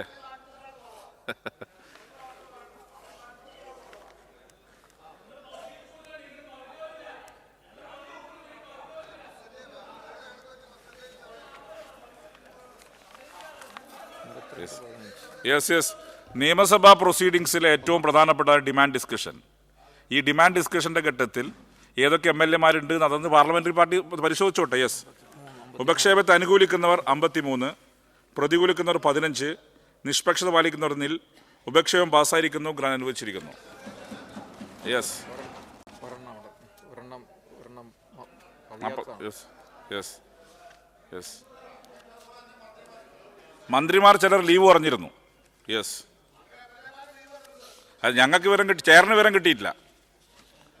ധനാഭ്യർത്ഥന നമ്പർ 34 വനം എന്ന 34 നമ്പർ ധനാഭ്യർത്ഥനയ്ക്ക് ബഹുമാനപ്പെട്ട അംഗങ്ങൾ അവതരിപ്പിച്ച കട്ട് മോഷനിൽ പ്രസ് ചെയ്യുന്നുണ്ടോ? കട്ട് മോഷൻ സഭ തള്ളിയിരിക്കുന്നു. ഇനി വനം എന്ന 34 നമ്പർ ധനാഭ്യർത്ഥനയുടെ പേരിൽ കാര്യവിവര പട്ടികയിൽ സൂചിപ്പിച്ചിട്ടുള്ള ലിസ്റ്റിൽ പ്രസ്തുത ധനാഭ്യർത്ഥനയ്ക്ക് നേരെ 5-ാം കോളത്തിൽ കാണിച്ചിട്ടുള്ള തുക 2025-26 വർഷത്തെ സാമ്പത്തിക വർഷത്തെ ചെലവുകൾ പൂർത്തീകരിക്കുന്നതിനായി അനുവദിക്കണമെന്ന് ഉപക്ഷേപത്തെ അനുകൂലിക്കുന്നവർ, പ്രതികൂലിക്കുന്നവർ സെയിം സ്ട്രെങ്ത് ഗ്രാന്റ് അനുവദിച്ചിരിക്കുന്നു. ധനാഭ്യർത്ഥന നമ്പർ 37 വ്യവസായങ്ങൾ എന്ന 37 നമ്പർ ധനാഭ്യർത്ഥനയ്ക്ക് ബഹുമാനപ്പെട്ട അംഗങ്ങൾ അവതരിപ്പിച്ച കട്ട് മോഷനുകൾ പ്രസ് ചെയ്യുന്നുണ്ടോ? കട്ട് മോഷനുകൾ സഭ തള്ളിയിരിക്കുന്നു. ഇനി വ്യവസായങ്ങൾ എന്ന 37 നമ്പർ ധനാഭ്യർത്ഥനയുടെ പേരിൽ കാര്യവിവര പട്ടികയിൽ സൂചിപ്പിച്ചിട്ടുള്ള പ്രസ്തുത ലിസ്റ്റിൽ ധനാഭ്യർത്ഥനയ്ക്ക് നേരെ 5-ാം കോളത്തിൽ കാണിച്ചിട്ടുള്ള തുക 2025-26 സാമ്പത്തിക വർഷത്തെ ചെലവുകൾ പൂർത്തീകരിക്കുന്നതിന് അനുവദിക്കണമെന്ന് ഉപക്ഷേപത്തെ അനുകൂലിക്കുന്നവർ, പ്രതികൂലിക്കുന്നവർ സെയിം സ്ട്രെങ്ത് ഉപക്ഷേപം പാസ്സായിരിക്കുന്നു, ഗ്രാന്റ് അനുവദിച്ചിരിക്കുന്നു.